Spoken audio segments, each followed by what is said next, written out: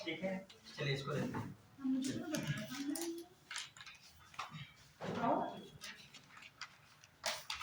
देखिए क्या मैटर आजकल जो है ये टॉपिक भी इम्पोर्टेंट चल रहा है कि जो है एक देश एक चुनाव का मुद्दा सामने आ रहा है, एक देश एक चुनाव, ठीक है।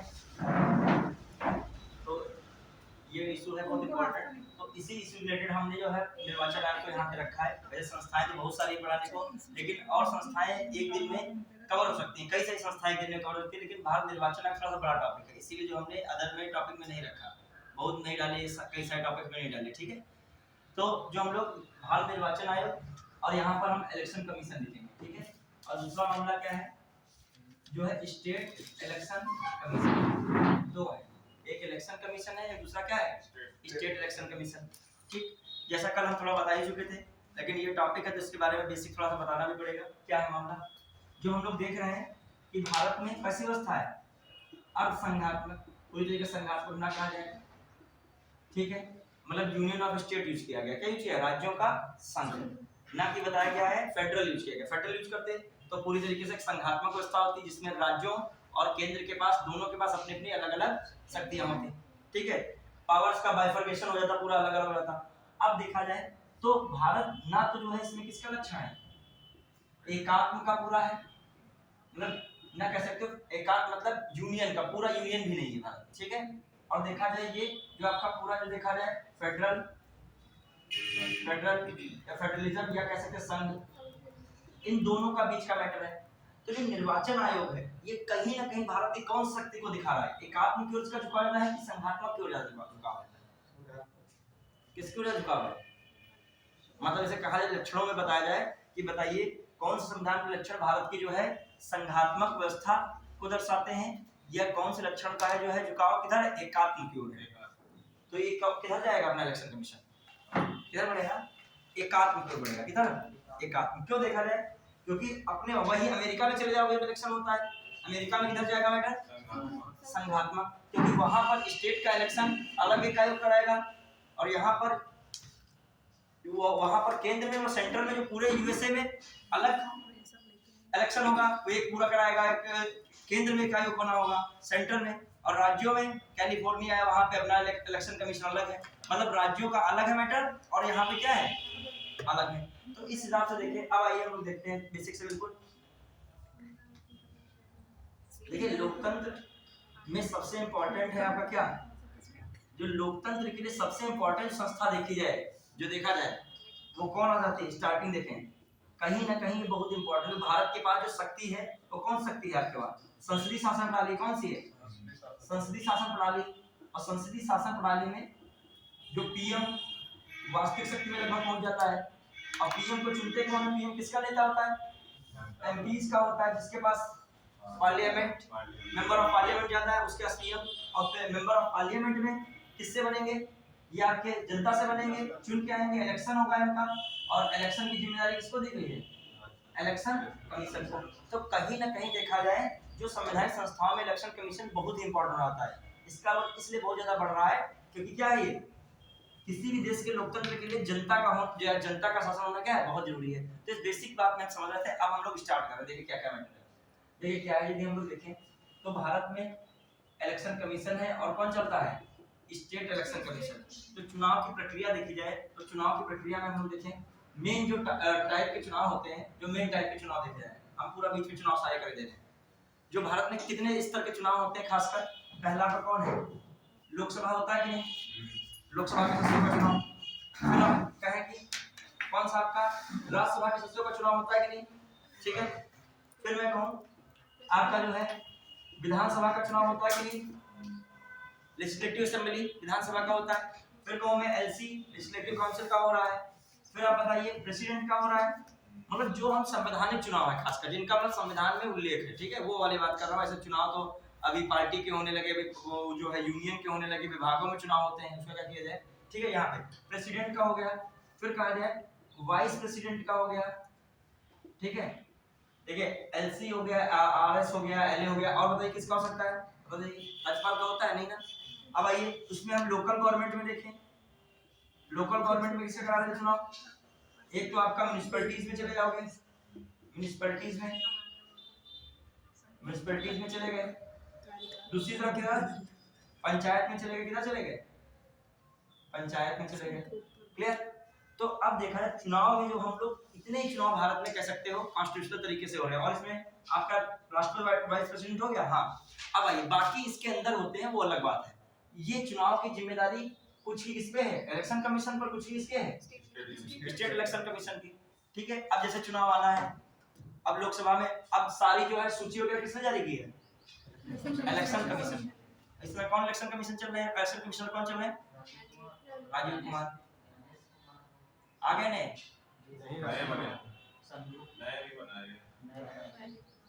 बनाए गए हैं। ठीक है। लेकिन इससे पहले भी दोनों पद खाली थे। उनका तो कार्यकाल पूरा हो गया था अनुचंद पांडे का, और इनका एक का इस्तीफा हो गया था जो अरुण गोयल थे। तो देखा जाए ये भी चीज ध्यान रखेगा, इस पे थोड़ा सा भी प्रकाश डालने। जैसे 1989 में, जो 1989 में देखा जाए, अक्टूबर 1989 या कह लें अक्टूबर 1989 से पहले जो देखें एक सदस्य था, मतलब जो चुनाव आयोग था कैसा था, एक सदस्य था। कितना, एक सदस्य, मतलब केवल चीफ इलेक्शन कमिश्नर होता था। लेकिन अक्टूबर 1989 से क्या हुआ, ठीक है, अक्टूबर 1989 के बाद क्या हो गया बच्चों, ये कितने हो गए, एक सीईसी हो गया और प्लस 2 क्या हो गए, इलेक्शन कमिश्नर हो गए। मतलब 3 की व्यवस्था हुई। कब से, 1989 से।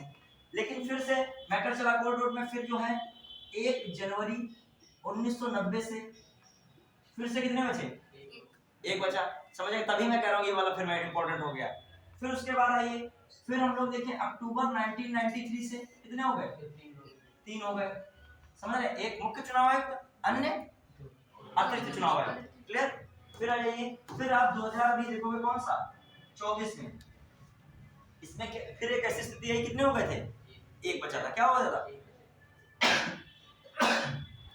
इतना हो गया, एक। अब फिर से 2 हो गए, वो अलग बात है। तो मतलब 1 और 3 का जो है ये भी एक बार क्वेश्चन मैंने देखा तो पूछा गया था। ठीक है। तो इस चीज को ध्यान रखिए। तो कितना लंबा जब 1293 के बाद से कब हो रहा है, फिर से 24 में फिर से एक रचना है, वो संयोग ऐसा हो गया, एक इस्तीफा दे रहे हैं, क्या हो गया, कार्यकाल पूरा हो गया। देखो तुरंत आप ही गए, ध्यान दीजिएगा कि नीड है इसका मतलब। चलिए अब इसको चीजों को तो मतलब A to Z पढ़ो। इसमें हम लोग को चुनाव आयोग में क्या क्या पढ़ना है, देखिए आप एक बार इससे पहले पढ़ चुके हैं, रिवीजन क्लास है, बहुत ज्यादा डीप में इतना भी नहीं जाना है। बेसिक क्या है, पहले हम लोग देखेंगे भारत निर्वाचन आयोग क्या है। पहली बार भारत निर्वाचन आयोग क्या है, तो हम लोग भारत निर्वाचन आयोग के बारे में जो वही पढ़िए आप, मान लीजिए कुछ भी विषय पढ़िए, चाहे एथिक्स पढ़िए, चाहे हिस्ट्री पढ़िए, चाहे कुछ भी पढ़िए। देख मान लीजिए मैंने कहा था कल यूसीसी पढ़ाया, सपोज है यूनियन या uniform civil code, uniform civil code और समान नागरिक संहिता। तो जैसे कोई चीज पढ़ रहे हो आप, तो ये बताइए तो आखिर यूनिफॉर्म सिविल कोड क्या है, बाद में चर्चा होती है। कोई भी टॉपिक पढ़िए, क्या था यूनिफॉर्म सिविल कोड में, एक बार बताइए, एक ही लाइन। वो भी ना कहीं आर्टिकल से जुड़ा हुआ है, वो भी ना कहीं लोकतंत्र से जुड़ा हुआ है, और लोकतंत्र की रक्षा के हिसाब से कौन है, ये भी संस्था इंपॉर्टेंट है। और यूनिफॉर्म सिविल कोड भी किसके लिए लाया जा रहा है, लोकतंत्र के लिए लाया जा रहा है। तो क्या है यूनिफॉर्म सिविल कोड, मैंने कल क्या बोला था, मेन सटीक बात, सर विवाह और तलाक और उत्तराधिकारी को लेने के प्रति इनको लेके जो भेदभाव होते हैं उनको ना किया जाए, इनके लिए एक कानून बनाया जाए, आर्टिकल 44। तो ये बात हो सकती है, उनके लिए मतलब एक कानून बनाया जाए, तो ये बात बिल्कुल क्या है, सही है, इनकी बात जो है बिल्कुल यहाँ पे सही हो रही है।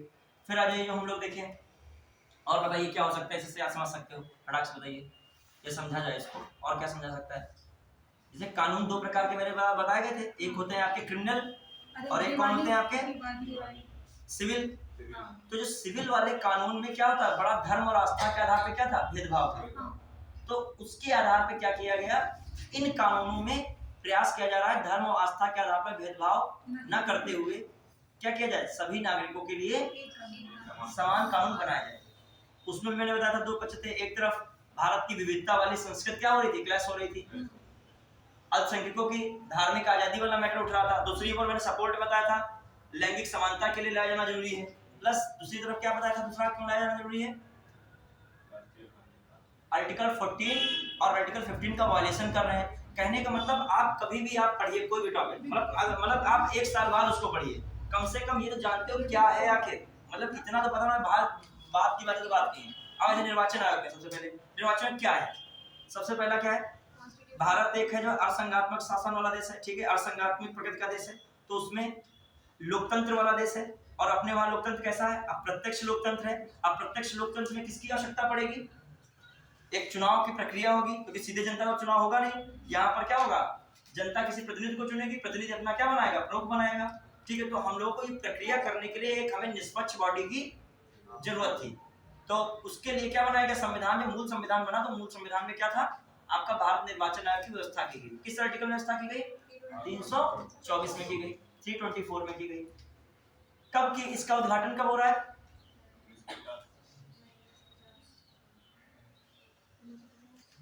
राष्ट्रीय मतदाता दिवस कब मनाते हो? 25 जनवरी।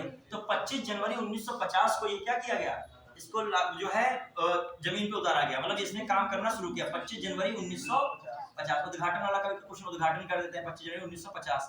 इसके उत्तरदायित्व क्या है?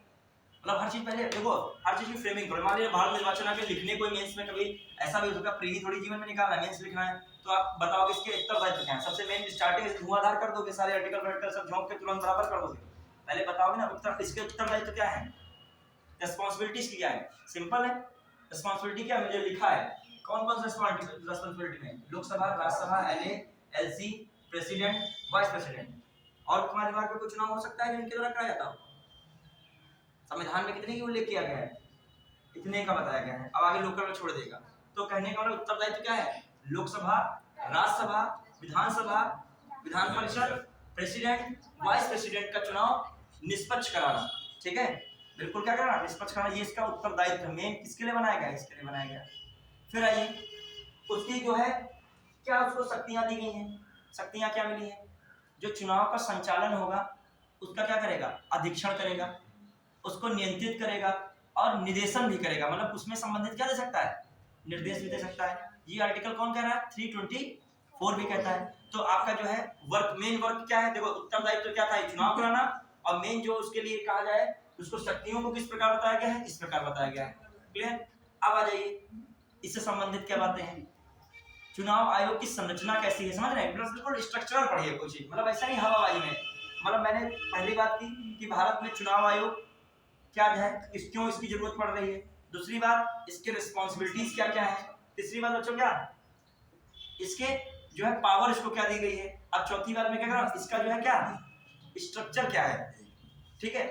और फिर स्ट्रक्चर के बाद हम लोग क्या देखें इसमें, इसकी जो है इसके कार्य क्या है। क्या है इसके कार्य क्या है? उन्हीं कार्यों में एक कार्य आपको बहुत इंपॉर्टेंट है, वही जो पार्टी वाला क्या है, जो राज्य स्तर की पार्टी को कौन सा मान्यता मिलना?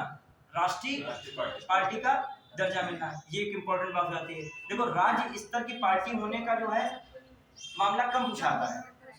मतलब अभी तक मैंने भी ज्यादा होगा, मैं इसकी पीडीएफ बना के भेज दूंगा क्वेश्चन आंसर की। 47 क्वेश्चन है प्रीवियस ईयर में आए हुए हैं, जो आप चाहोगे तो मैं भेज दूंगा। आप जो टॉपिक पढ़ा लें तो उसको करने प्रैक्टिस करने के लिए कैसे क्वेश्चन आए, तो उन क्वेश्चन में देखो कहीं राज्य स्तर की पार्टी का दर्जा नहीं पूछा गया, लेकिन किसका पूछा गया है? राज्य स्तर की पार्टी। जब राज्य राष्ट्रीय स्तर की पार्टी बनती है तो उसका जरूर पूछा गया है। और यहाँ तक कि ये भी पूछा जा सकता है कि राष्ट्रीय पार्टी कौन सी है और कब बनी, सीक्वेंस पूछ सकता है, मिलान पूछ लेगा। ऐसे खतरनाक क्वेश्चन आ जाते हैं, फैक्चुअल होते हैं, ठीक है। तो अब धीरे धीरे आगे की ओर बढ़ रहे हैं। क्लियर? चलिए स्टार्ट कर रहे हैं। देखो एक चीज और है, पढ़ाई में एक बहुत बड़ी विशेषता है कि बहुत ज्यादा रिवीजन का जो है मैटर रहना चाहिए। मतलब जितना पढ़ो हमेशा क्या करते रहो, रिवाइज।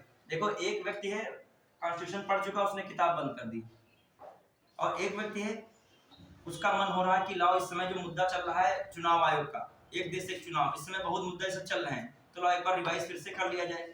कल जब मैं यूनिफॉर्म सिविल कोड बता रहा था, पहले एक देश एक चुनाव बता रहा था, उसमें बार बार किसका जिक्र, इसका भी आ रहा था, किसका?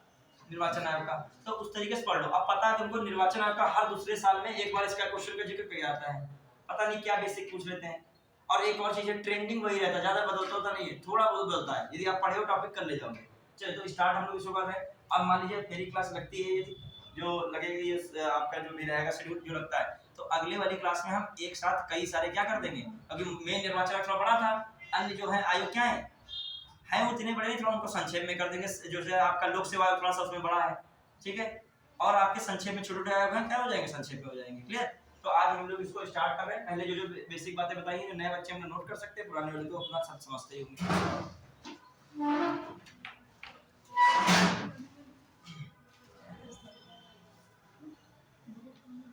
अब मेरे अकॉर्डिंग आप लोग जो पढ़ाई कर रहे हो, ठीक है, आपका जो भी प्लान हो, योग्यता में कोई आप लोगों में भी कमी नहीं, ठीक है।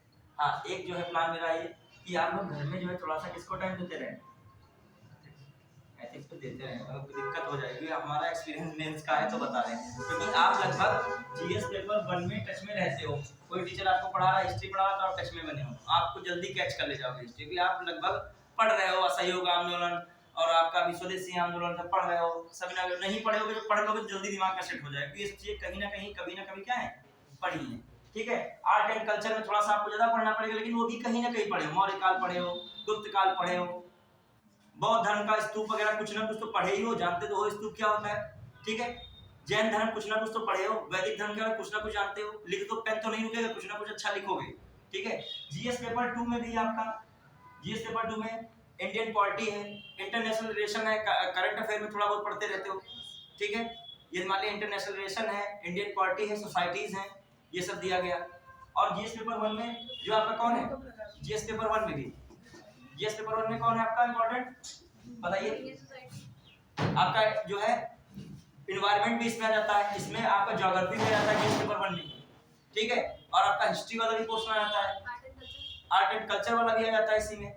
अब ये जीएस पेपर 3 में, जीएस पेपर 3 में इकोनॉमी वाला पोर्शन है, वो इतना देखो, ये पेपर सबसे सरल पेपर मेरे अकॉर्डिंग, ये दो पेपर खतरनाक है, ये इतना कवर कर लो जाएगा, उसमें वो वाली इकोनॉमी नहीं आती बैंकिंग वाली सेक्टर की है, इसमें नॉर्मल आएगी, वही समावेशी विकास, बार बार सतत विकास, वही चीजें घुमा फिरा के बार बार पूछी जाती हैं, और सरकार की बहुत सारी योजनाएं हैं, वही आप कवर कर लोगे, मतलब इकोनॉमिक वाला पॉलिसी वाला पोर्शन पूछता है, ठीक है।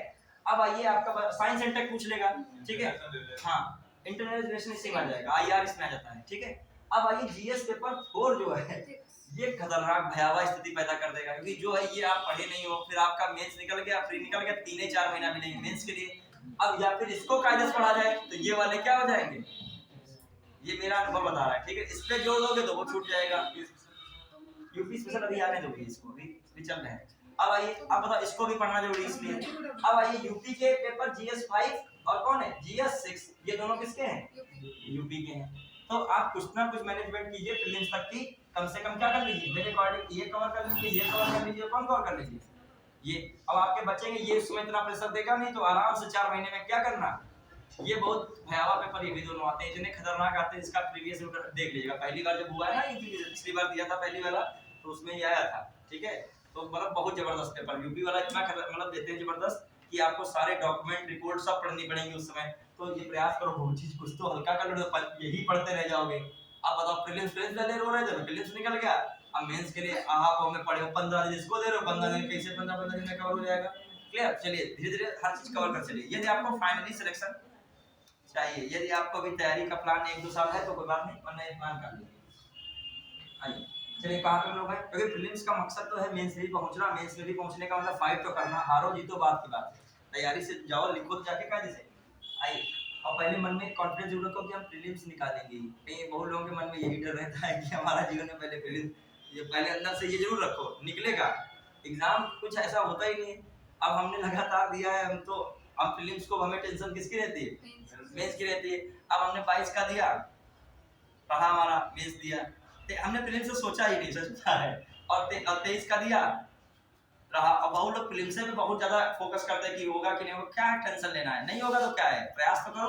अब उसी में अब 23 का दिया, वो भी रहा हमारा, ठीक है। अब 24 का आ रहा था, पता नहीं पेपर का आ गया हुआ तो देखा जाएगा उसका भी, मगर कभी ये भी जीएस में पेपर में नहीं कहा जाता है कि कसम खाए हो कि तुम्हारा जो है चिल्लाते घूम रहे हो, इस बार हमारी तैयारी बहुत बढ़िया है, वही सब फाइनल जाएगा, ये आप अपने अंदर ध्यान रखोगे, क्लियर। क्योंकि आपके नैतिक मूल्य में ये भी चीजें होनी चाहिए, धैर्य, ठीक है। चलिए आइए, अब आपके पास 2 चीजें ऑप्शन में दे रहा हूँ नैतिक मूल्य, एक पंक्चुअलिटी दे रहा हूँ, एक आपके ऑनेस्टी दे रहा हूँ। सर, हाँ, पेपर 5-6 के लिए बुक बता दीजिए इंग्लिश मीडियम। हम बताएंगे, मुझे बहुत डीपली बातें हैं इसमें, बताना बहुत मतलब जो है ऐसे कैसे बताया जाए, क्योंकि देखो मेंस का कंटेंट एक आता नहीं, मेंस का कंटेंट है बहुत सारा, तो मैंने यूपी का बता भी दे, जैसे मैं शॉर्ट में बता रहा हूँ, जैसे मतलब बहुत ज़्यादा शॉर्टकट पढ़ना, तो आप यूपी का घटना चक्र का भी आता है मेंस का, यूपी का अच्छा उतारा था हमने स्पेशल पहली बार, मतलब यूपी के लिए पहली बार वही है, तो उसका आप देख सकते हो। और बहुत सारी बड़ी बड़ी कोचिंग्स भी मतलब जो है पढ़ाती हैं इसको, ये धे ने पढ़ाया ना, एसटी ने पढ़ा दिया, सबने पढ़ा दिया, लेकिन यूपी पीसीएस वाले आयोग प्रोफेसर ने सबका देख लिया होता लग रहा है, जब दिया तो मौका लगा, बहुतों का नहीं पता। ठीक है, ये भी स्थिति है। 20 क्वेश्चन सेकंड शायद यूपी का जो 6 पेपर है, 20 क्वेश्चन में 10 या 8 क्वेश्चन ऐसे आए हैं वो पता नहीं कहाँ के आए हैं। मतलब लग रहा है कि सब जो साइट नहीं होती है, करंट अफेयर फेल हो गया, सब कुछ फेल हो गया। वही पास हो सकता है जो आयोग की साइट पे जाके क्लिक करे। अब बताओ सर, ये बता रहे हैं कि बुक की बजाय क्या बता रहे हैं तुमको, जाइए साइट पे, उसमें जो है पीडीएफ नहीं, मतलब जो देखिएगा योजनाएं क्या क्या है, उसमें से क्या निकालिए, डॉक्यूमेंट निकालिए, उनको क्या करिए, पढ़ना शुरू कीजिए। अब ये भी एक चीज है, क्योंकि आपका जो खतरनाक पेपर बन रहा है कोई टीचर नहीं पकड़ पा रहा है, तो अब क्या करना पड़ेगा। जैसे सबने अपना स्पेशल कोर्स चलाया, मान लीजिए उस कोचिंग ने फलाना चलाया 10,000 का कोर्स, उन्होंने 10,000 का चलाया लास्ट में कि हम जीएस का यूपी कवर कर देंगे, उन्होंने चलाया लास्ट में, और ऐसा पेपर आ गया सेकंड यूपी का 6 पेपर नंबर कि 10-12 से ऊपर कहीं नहीं बढ़ रहा है, और ये डॉक्यूमेंट पूछता है तो उसमें बना के कुछ नहीं लिख सकते हो, जो भी उसमें बंद होंगे वही तो बताओगे। अभी मोटर वाहन अधिनियम से कुछ पूछने लगे, अब मोटर वाहन अधिनियम में वही तो लिखोगे जो उसमें क्या है, पॉइंट्स लिखे, अपने आप उसमें क्या बना लगे, प्रस्तावना है, प्रस्तावना थोड़ा पढ़े, थोड़ा बहुत अपने बीच कुछ में लोकतंत्र हो गया, घुमाओ आगे कुछ बना सकते हो, उसमें तो पॉइंट लिखने में एसडीजी है, आपको नहीं पता 17 का तो क्या बनाओगे बताओ, बना कितना भी लो, जब तक 17 लिखोगे नहीं तब तक नंबर नहीं है। अब आइए, चलिए जो आपका सबसे पहले हमने क्या बताया था, जो है इसकी इलेक्शन कमीशन, और भारत में 2 है, हर देश में ऐसा नहीं कि 2 हों, ठीक है, बहुत जगह एक ही है, बहुत जगह दोनों को बराबर पावर है। पावर के मामले में भारत में किसके पास पावर ज्यादा है, क्यों, क्योंकि आपका एकात्मकता की ओर झुकाव ज्यादा है। दूसरी बात मैंने क्या कहा था, क्यों ये जरूरी है, क्योंकि लोकतंत्र में जो है इसकी आवश्यकता बहुत इंपॉर्टेंट है, और अभी तक ये खरा उतरा भी है। विश्व के हिसाब से देखा जाए, ये जो भारत के लोग भले क्वेश्चन उठाते हों, लेकिन जो है इलेक्शन कमीशन एक निष्पक्ष संस्था के रूप में रहा है, इसकी छवि रही है, ठीक है। बहुत सारी ऐसी चीजें हुई, ईवीएम का मैटर है, बहुत सारे मैटर है, तो उसने सुप्रीम कोर्ट में लोग गए तो इसने कह भी दिया, हाँ आ जाइए आप जो है चेक कर लीजिए, हमारे में कोई भी डाउट हो, मतलब इसने अपना पक्ष पूरी तरीके से रखा है, क्लियर। हाँ, वो अलग बात है कि राजनीतिकरण में इसको जो है क्या किया जाता है, घसीटा जाता है हर बार, लेकिन वो हर बार अपना पक्ष रखता है, और इसको इसमें इंटरफेयर कौन कर सकता है, कोई और कर भी नहीं सकता। कौन कर सकता है, सुप्रीम कोर्ट कर सकता है। कौन कर सकता है, वो आर्टिकल कौन सा इसको पावर देता है, 3929, कौन देता है, 329, 329, तो इस चीज को भी ध्यान रखना है। अब आ जाइए दूसरी बात, देखो मैटर क्या है कि जब हार या जीत होती है तो कुछ ना कुछ किसी न किसी पर तो आपको कुछ ना कुछ ठीकरा फोड़ना होता है। अब देखो बहुत लोग कहते हैं कि आप जो है वो वाला पर्ची वाला कराइए, बात सही है, पर्ची वाला भी सही हो सकता है, होने में क्या है, पहले तो होता था, लेकिन बात है जहाँ हर चीज स्मार्टनेस की ओर बढ़ रही है, दुनिया पूरी तरह के डिजिटलाइजेशन की ओर जा रही है, कम टाइम व्यक्ति खर्च करना चाह रहा है, वहाँ पर इन्वायरमेंट को भी ध्यान में रखा जाए, तो प्रयास ये होता है कि कम टाइम लगे, बचत हो, काम जल्दी हो, रिजल्ट जल्दी है, इसीलिए किसका इस्तेमाल किया जा रहा है, ईवीएम का। अब जो निष्पक्षता की बात है तो वीवीपैट लागू हो गया, अब आगे कोई और क्वेश्चन मार्क होगा तो उसमें भी क्या है, कोई ना कोई नई योजना फिर बनाई जाएगी, तो ये चीजें। हाँ, अब देखिए निर्वाचन आयोग के सदस्यों की नियुक्ति जो है राष्ट्रपति ही करता है, निर्वाचन आयोग के सदस्यों की नियुक्ति, क्योंकि 3 सदस्य ही हैं, एक है राष्ट्रपति की नियुक्ति मुख्य न्यायाधीश करता है। हाँ, राष्ट्रपति होते हैं ना, जो वर्तमान में सत्ता में जो मालिया होते हैं, प्रधानमंत्री के सदस्य यही सब लोग वोट देते हैं। प्रधानमंत्री सदस्य नहीं कह सकते, वो मंत्रिमंडल के जो होते हैं नहीं वो भी नहीं कह सकते, वो तो ये राष्ट्रपति कैसे कह सकते, राष्ट्रपति का चुनाव होगा, राष्ट्रपति का तो चुनाव होगा, इलेक्शन कमीशन चुनाव होगा, मतलब उसमें जो है लोकसभा के जितने भी सभी निर्वाचित सदस्य उसको वोट देंगे, तो सरकार के थोड़ी होंगे वो सारे, उसमें सरकार के नहीं होंगे, वो अपनी अपनी पार्टी का खड़ा करें। अब वो किसी का भी हो सकता है, ये कहना उचित यथार्थ नहीं हमारे हिसाब से हो सकता है। और एक चीज और है, राज्यसभा में मैटर ये है कि राज्यसभा के सभी निर्वाचित सदस्य इसको वोट देंगे, राष्ट्रपति। देखो वो आप जो सोचोगे इस चीज को, देखो जिसकी सत्ता रहती है कहीं ना कहीं उसका क्या रहता है, प्रभाव रहता है, ये तो सच्चाई है ही। हाँ हाँ, तो माने जिसकी सत्ता उसका तो प्रभाव रहेगा। हाँ, अंतिम रूप से आपको लगता नहीं निर्वाचन आयोग भी उस पर प्रभाव रहेगा? नहीं थोड़ा बहुत हो सकता है, लेकिन कहना इसलिए उचित नहीं है। हाँ इसमें फिर थोड़ा टाइम पे आया करो, 2014 में देखा जाए, देखिए हाँ जो प्राइम मिनिस्टर होता है और विपक्ष का एक नेता, हाँ सुनते हैं इनको, क्या यही लोग सुनते हैं इलेक्शन कमीशन। नहीं, अब ये नहीं, देखो ये कहना बिल्कुल सही नहीं हो सकता, इसलिए क्योंकि मैं उदाहरण दे रहा हूँ, थोड़ा जल्दी आया करो, जो है सब लोग जो है। चलिए तुम लेट में आ गए, क्लास बातें कर दियो। अरे चलिए अब एक चीज और ध्यान दीजिएगा, मेरा मतलब क्या है, अब हमारे इलेक्शन कमीशन है इसलिए हम लोग नहीं कुछ उंगली उठा सकते, समझिएगा ध्यान से। एक बेसिक इन्होंने बात सही कही है। अब देखो, अब इसका तर्क मेरे पास ये थोड़ा सा है। और देखिए, पढ़ाई में एक हेल्दी माहौल होना चाहिए पहली बात तो। अब देखो, ये इसलिए जरूरी है कि इससे 2014 में कौन थी, कौन सरकार थी? कांग्रेस। उस समय इलेक्शन कमीशन किसका था? जो ऐसे देखा जाए कांग्रेस का ही। और लगातार कब से रही कांग्रेस? 2004 से। ऐसा नहीं कि 10 साल रहा मामला, 10 साल इलेक्शन कमीशन पर उसका प्रभाव रहा। और फिर 14 में भयंकर रूप से कौन फिर सीटें ज्यादा पा गई। तो ये कहना, इसीलिए हम लोग क्वेश्चन मार्क इसको जल्दी नहीं उठा सकते।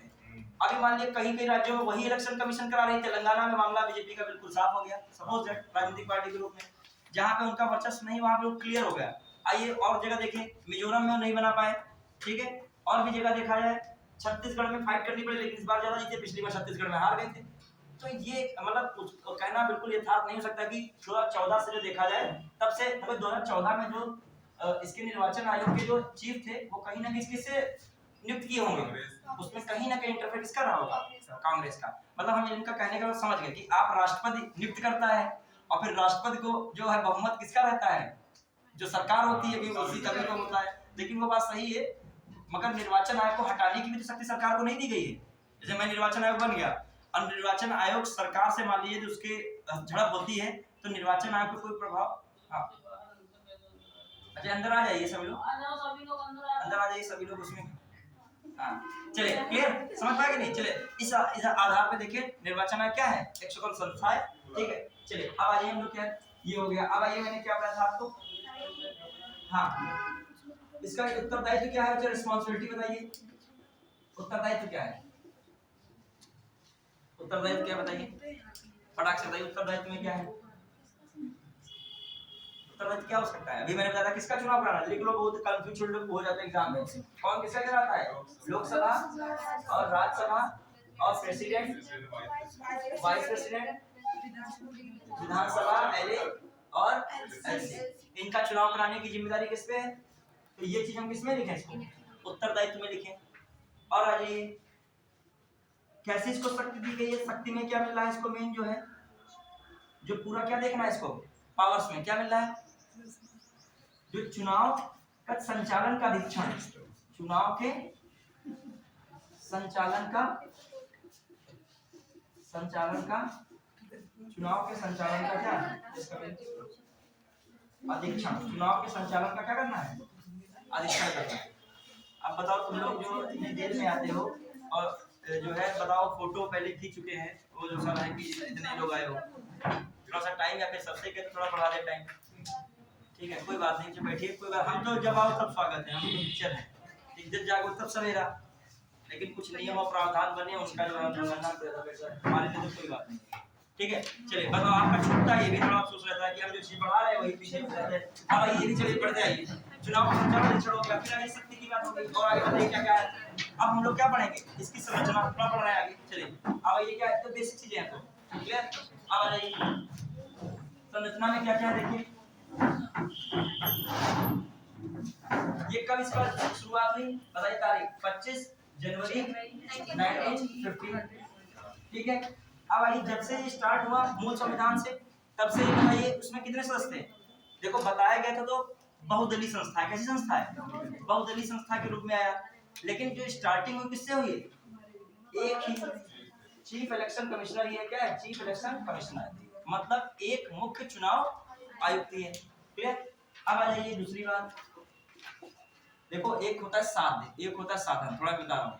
तो आप जो है साध्य को ध्यान में रखिए, साधन अपने आप उसको आगे बढ़ा देंगे, समझ में आया इसका मतलब? जैसे एक साध्य का मतलब ये है कि आप पीसीएस की तैयारी कर रहे हैं, ये आपका साध्य है, मतलब उद्देश्य अल्टीमेटम क्या है? पीसीएस। और साधन बीच की क्या चीजें हैं? यहाँ आना, बीच में संघर्ष करना, ये सब क्या है? और बहुत लोग अपने साध्य पे कम फोकस करते हैं, किस पे फोकस उनका रहता है? साधन पे ही रहता है, सब चीजें का साधन साधन साधन। जब तक आप साध्य को ही नहीं फोकस करो, जिसपे करना चाहिए अल्टीमेटम गोल है, बस अपना उसी में चर्चा के मन में रखते हैं कि ये हमारे लिए सुविधा हो जाए, वो हो जाए, जब आप पूरा फोकस कर लोगे अपने उसी पे फोकस, मतलब जो है आपका गोल है उसी फोकस कर लोगे, तो साधन में बीच में कोई इतना बड़ा इंटरेस्ट मतलब नहीं होगा। गर्मी भी बीच में लगेगी, फिर ठंडा भी लगेगा, सब चलता रहेगा। अरे तुमने जो साधन पे ही तुम्हारा फोकस है तो पक्का साध्य मिल ही नहीं सकता है। आखिर साध्य तक पहुंचते पहुंचते सब चीजें बिगड़ ही जाएंगी, फिर दोबारा फिर से नया रिसाइकल होगा, तो नए रिसाइकल में बनोगे। मतलब शायद तुम जो है तुम्हारे बाल पकड़ने लगे, शायद बाल झड़ने भी लगे, शायद तुम जो है बाल खींचना भूलने लगो, शायद घर वाले तुमको पागल किसी को समझने लगे। ऐसी स्थितियां सब हो सकती हैं, क्योंकि जब आप ज्यादा पढ़ोगे तो आप कहाँ सब चीज ध्यान रख पाओगे आप मेंटेन रखने का प्रयास करोगे, लेकिन लास्ट तक जो है एग्जाम तक मेंटेन रख नहीं पाओगे। प्रयास लास्ट तक करोगे कि हम जो करें, ऐसी स्थितियां भी उत्पन्न होंगी, तुम पेपर तुम्हारा छूट रहा होगा और तुमको भागना है बहुत तेजी से, तो उस समय शायद तुम जो है नहा के भी नहीं जा पाओ, शायद ब्रश भी नहीं करा के जा पाओ। मान लीजिए ऐसी स्थिति उत्पन्न हो रही, दो चीजें यहाँ क्या, या फिर 2 घंटा आपको मिल रहे हैं, या फिर आप नहा लीजिए, खाना पीना खा लीजिए और जो है आराम से व्यवस्थित होकर जाइए, या फिर 1-1.5 घंटा उसमें करंट अफेयर की बुक आपको देख रही है, आप उसको देख रहे हो, तुमको पता है कि 10-12 क्वेश्चन कहाँ से आ सकते हैं, वहां से आ सकते हैं, और 5-6 क्वेश्चन तो हेर फेर हो जाता है, इधर उधर हो जाएगा। तो आप पहले जो आप वाकई में होगे तो किसको प्रायोरिटी दोगे? सब चीजें छोड़ के आप क्या करोगे? क्योंकि बुक को दोगे। यदि आप तो बता रहा हूँ और एग्जाम हॉल तक पहुंचे, वो आपको किस तरह देख रहा है, बाल आपके उजड़े हुए हैं, ठीक है, बोल रहे हो तो महक मुंह से आ रही है, ठीक है, तो वो सब सही है, वो सब भौतिक चीजें बाद में क्या हो रहा है, सब सही हो जाएंगी। आप जब पेपर दे क्या होगे तो आराम से नहा धो के ब्रश मुंह बाद में क्या है, तो आप पहले से फोकस कीजिए कि अब मतलब बिल्कुल अपना गोल बनाइए। अभी लिख लीजिए कहीं पर, आरओ है आपका, पीसीएस है, और आपका कौन सा एक टारगेट है जो यूपीएससी भरे हो, तो यूपीएससी भी उनके लिए डेट बढ़ गई है। एक के बहुदलीय संस्था थी, लेकिन बहुदलीय संस्था दी गई, लेकिन था सदस्य कौन? एक ही। ये कब तक रह रहा था, मैं भी बता रहा था, अक्टूबर 1989 तक। फिर क्या हुआ, ये कब तक रहा? 1 सदस्य। फिर मैं कह रहा हूँ 3 सदस्य हो गया। कितने सदस्य आयोग हो गया? 3 सदस्य। ये कब तक 3 सदस्य कब हो गया? कब? 1990 में, 1 जनवरी 1990 को कितना हो गया? 3 सदस्य हो गया। फिर पुनः जो है ये क्या हुआ, देखिए 3 सदस्य हुआ था, ये पुनः फिर क्या बन गया? 1 सदस्य बन गया, 1 सदस्य बना। फिर जो है, फिर जो हम लोग कहते हैं ये फिर से क्या हो गया, अक्टूबर 1993 में फिर से क्या हो गया, 3 सदस्य बन गया। देखो बहुत सदस्य में रहेगा कितना, 3 सदस्य रहेगा। और फिर हमने अभी 24 का घटनाक्रम देखा है, 2024 में ऐसी स्थिति उत्पन्न हुई, फिर से क्या हो गया, ये 1 सदस्य हो गया। और आइए निर्वाचन आयोग को नियुक्त करने के लिए, साथ साथ अन्य निर्वाचन आयोग की नियुक्ति के लिए एक समिति की गठन की बात की गई, चर्चा में विधेयक पारित हुआ था। उस समिति में प्रधानमंत्री रहेंगे, एक मंत्री रहेगा, और कौन रहेगा, विपक्ष का नेता रहेगा। तो यही जो बात उठ रही है निष्पक्षता के लिए, इसीलिए इसमें सदस्य में समिति में कौन शामिल किया गया है, विपक्ष का नेता। ये समिति जिसको सिफारिश कर देगी, राष्ट्रपति उसकी क्या कर देगा, उसको नियुक्त करेगा। अब आइए थोड़ा सा हम लोग इसके संदर्भ में चले, तो बेसिक बात हो गई। स्ट्रक्चर में देखा जाए है बहुदलीय संस्था, लेकिन अधिकतम कितने सदस्य हो सकते हैं, 3 हो सकते हैं। एक मुख्य चुनाव आयुक्त होगा, अन्य 2 चुनाव आयुक्त होंगे या अतिरिक्त चुनाव आयुक्त होते हैं। ये बात हो गई यहाँ तक। अब आइए मान लीजिए हम हैं, ये एक चुनाव आयुक्त हैं, एक ये चुनाव आयुक्त है, 3 लोग हैं। हम मुख्य चुनाव आयुक्त हैं, आप मुख्य चुनाव आयुक्त, जब खुद को बताना ही तो मुख्य बताओ, ठीक है, तो यही होती।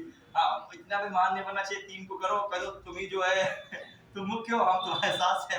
चलिए हम मुख्य चुनाव आयुक्त, ये हो गए। अभी देखोगे हम पे भी असर होगा। अभी हम कहने होंगे मुख्य चुनाव आयुक्त हैं, लेकिन पावर्स में तीनों लोग क्या हैं, ये क्वेश्चन आ चुका है। शक्तियों में तीनों लोग क्या है, समान है। यदि कोई मैं एक ऐसी बात करता हूँ कि ये होना चाहिए, तो दोनों लोग मिल जाएं कहें नहीं ये नहीं होना चाहिए, तो किसकी मानी जाएगी, दोनों। 50% का बहुमत, 50 से ज्यादा % के बहुमत वाली बात मानी जाती है। तो बताओ ये तो अजीबोगरीब स्थिति हो गई।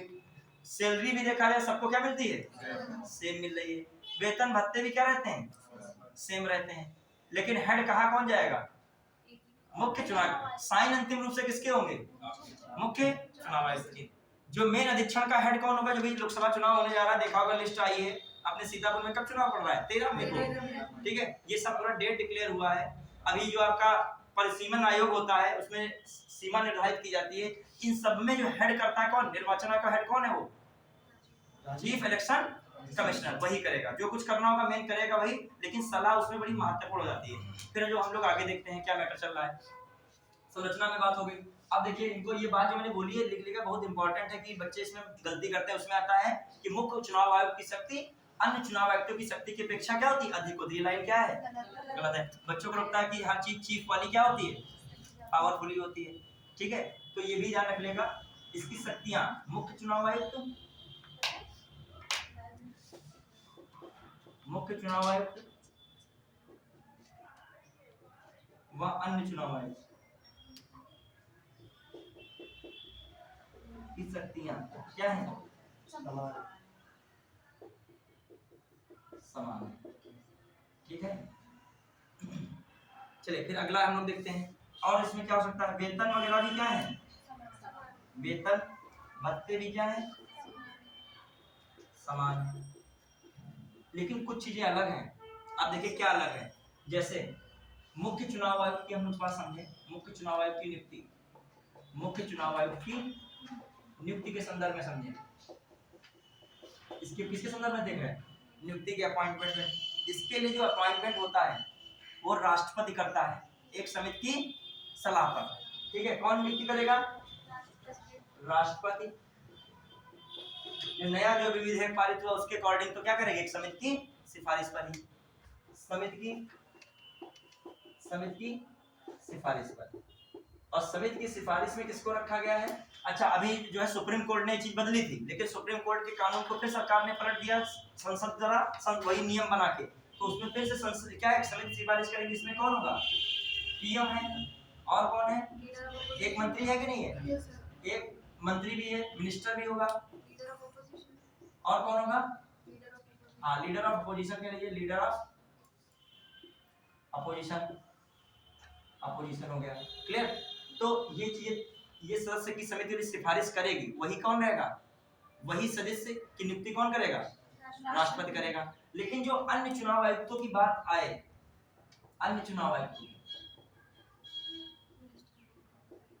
तो इसकी भी सिफारिश इंपॉर्टेंट है। किसकी सिफारिश इंपॉर्टेंट रहती है, मुख्य चुनाव आयुक्त की खासकर सिफारिश पर कौन करता है, राष्ट्रपति करता है। देखिए यहाँ पर थोड़ा सा पावर्स बदल जाती हैं कि मुख्य चुनाव आयुक्त की नियुक्ति के लिए तो बहुत इंपॉर्टेंट है सिफारिश, राष्ट्रपति को एक हिसाब से सरकार की सिफारिश के लिए घुमा फिरा के, और दूसरी तरफ उसकी सिफारिश में किसकी जरूरत पड़ेगी, हाँ, और लेकिन सरकार तो रहेगी रहेगी, सरकार क्या रहेगी, उसकी तो वैल्यू रहेगी। ऐसा नहीं कि मुख्य चुनाव आयुक्त कर देगा, लेकिन उसमें कौन इंटरफेयर करेगा, मुख्य चुनाव आयुक्त से सलाह तो ली जाएगी, क्योंकि आपका तो हेड ही है, आपको काम किसके साथ करना है, मतलब जैसे हेड है उसको काम इन लोगों के साथ करना है, तो इन लोगों ने थोड़ा सा सिफारिश मतलब हमारी लग सकती है कि हाँ इनको ये ठीक है, कर लीजिए, इस काम अच्छे से करा जाएगा। क्लियर।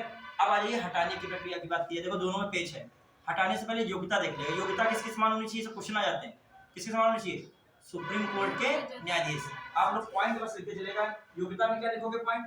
देखो जब बड़े एग्जाम हो जाते हैं तो आप पॉइंट ज़्यादा नोट किया करो। जैसे मुझे कोई टॉपिक पढ़ना है, सपोज दैट जब मुझे एथिक्स पढ़ना है, एथिक्स में मुझे नैतिक मूल्य पढ़ना है। जैसे दूसरा पॉइंट आपका पहला पॉइंट है नैतिकता, क्या है, टॉपिक है पूरा, तो नैतिकता को पढ़ा, फिर मुझे नैतिक मूल्य पढ़ना है। अब नैतिक मूल्य तो बहुत है, बहुत कुछ है, तो हमने पॉइंट में बांट लिया। नैतिक मूल्य क्या है, नैतिक मूल्य की विशेषताएं क्या है, जिसे कहते हैं नैतिक मूल्य को वैल्यूज, क्या कहते हैं, मॉरल वैल्यूज। मॉरल वैल्यूज क्या है, मॉरल वैल्यूज की विशेषताएं क्या है, मॉरल वैल्यूज के टाइप्स क्या है, मॉरल वैल्यूज की हायरार्की क्या है, मॉरल वैल्यूज कहाँ से डेवलप होंगी। ये मैंने क्यों क्या बनाया है, पॉइंट बना लिए। उन पॉइंट्स के माध्यम से पूरा क्या हो जाएगा, कवर हो जाएगा। इन चीजों को देखा जाता है, समझ रहे हैं, पॉइंट से सब कुछ कवर होता है। आप कह दो कि एक से इतना विश्लेषण कैसे हो पाएगा, बताइए, खुद बताइए, एक साथ इतना विश्लेषण कर पाओगे। जो हम लोग जो कोई भी टॉपिक को पॉइंट डालना है, अब निर्वाचन आयोग है, आपने पढ़ा भारत निर्वाचन आयोग, तो निर्वाचन अजला पढ़ लो, जहाँ जो चीजें आएंगी। पहले निर्वाचन आयोग क्या था ये देखें, फिर निर्वाचन आयोग की रिस्पॉन्सिबिलिटी देखें, क्योंकि हर चीज आपको इतना बड़ा सिलेबस है, कैसे आपको दिमाग में सब फ्रेमिंग रखोगे। कोई भी टॉपिक पढ़िए, कोई आंदोलन पढ़िए, तो सब चीजों की क्या बनाने का प्रयास कीजिए, केवल पॉइंट्स बनाइए। मान लीजिए अभी मेरे करंट अफेयर पढ़ रहे हो, अभी मान लीजिए कल मैंने पढ़ा यूसीसी, तो यूसीसी अजय कहाँ से कहाँ बताने लगोगे, पूरा तो बहुत बड़ा डॉक्यूमेंट्स है, एक देश एक चुनाव वाला, तो इतना बड़ा डॉक्यूमेंट शायद हजारों पन्ने में, कुछ हजारों पन्नों में उसका जो है डॉक्यूमेंट है। तो आपको क्या करना होगा, फ्रेम करना होगा, कल फ्रेम करिए और पूरा सिस्टम कर दीजिए। अब हम लोग चुनाव आयोग पे चल रहे हैं, अभी पूरा हो जाएगा कवर। चुनाव आयोग मैंने पहले क्या बताया, ये क्यों जरूरी है, लोकतंत्र के लिए अत्यंत आवश्यक है, प्रश्न चिन्ह लगा रहता है। प्रश्न चिन्ह की बात आई तो प्रश्न चिन्ह की जब कोई मुद्दा उठता है तो आपको एक उसके साथ तर्क भी दे सकते हो कि 2014 में किसकी सरकार थी, मान लीजिए कांग्रेस की, तो उस आधार पे देखा जाए निष्पक्ष चुनाव इसका प्रमाण है कि वो पार्टी बदल गई। दूसरा जैसे क्वेश्चन मार्क क्यों उठता है, ईवीएम जैसी समस्याएं बीच बीच में आती हैं, तो उसका भी निस्तारण किया था, सुप्रीम कोर्ट द्वारा कहा था इसको क्या कीजिए, चेक कीजिए। जब अभी इसका मामला कौन देख सकता है, किसको अधिकार है केवल, यदि इसमें प्रश्न चिन्ह लगेगा तो किसको अधिकार है, चुनाव आयोग पर प्रश्न चिन्ह लगेगा तो किसको अधिकार है, सुप्रीम कोर्ट। सुप्रीम कोर्ट किस आर्टिकल के तहत इसको करता है, 329 के तहत इसमें हस्तक्षेप कर सकता है। क्लियर।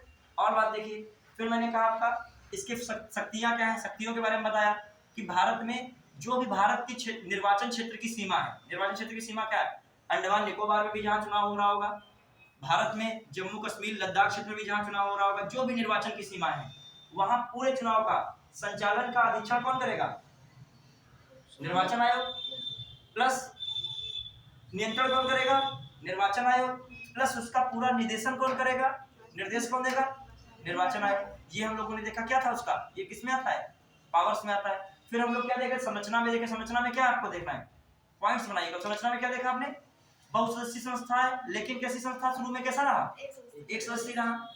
कब से बहुसदस्यीय हुआ था, अक्टूबर 1989 से। फिर से 1 जनवरी 1990 से क्या हो गया, एक सदस्यीय हो गया।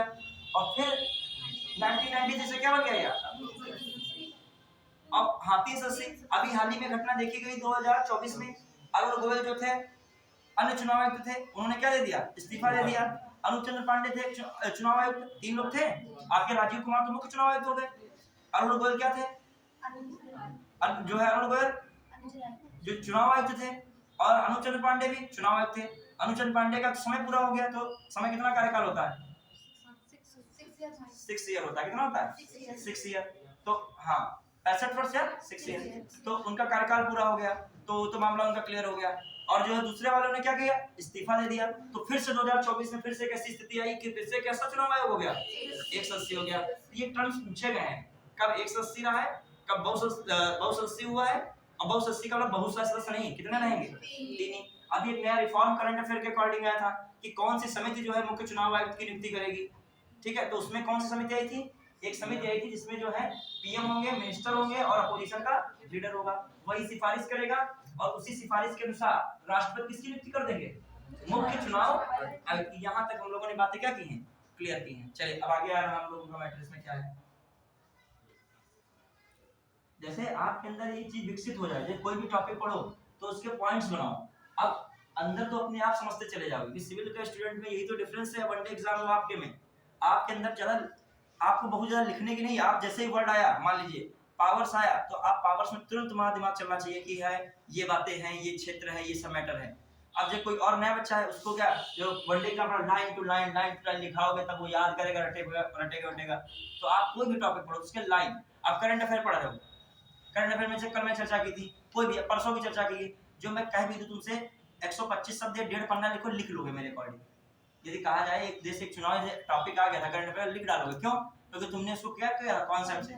जैसे ही समझोगे तो एक देश एक चुनाव किससे जुड़ा हुआ सीधा होता है, भारत निर्वाचन आयोग से जुड़ा हुआ, उसमें वो भी रिफॉर्म करेगा। भारत निर्वाचन आयोग के बिना कैसे बन पाएगा, क्योंकि एक देश एक चुनाव है, तो इसकी भी बड़ी भूमिका है कि अभी ये एक देश एक चुनाव में क्या कर हो जाएगा, एक साथ संसाधन की जरूरत पड़ेगी, तो कहां से एक साथ संसाधन लाएगा निर्वाचन आयोग, उसको भी तो बहुत चीजें करनी पड़ेंगी। लगभग 30 लाख ईवीएम की जरूरत पड़ेगी, 30 लाख से अधिक ईवीएम की जरूरत, एक देश एक चुनाव हो जाएगा, तो कहां से निर्वाचन आयोग व्यवस्था करेगा। सरकार को कहेगा पहले ये सब करने से पहले हमारे लिए भी तो व्यवस्था कीजिए, वरना जो है बाद में झेलेगा कौन, फाइनली जो बॉडी बनी है कौन सी, जो है निर्वाचन आयोग की। हाँ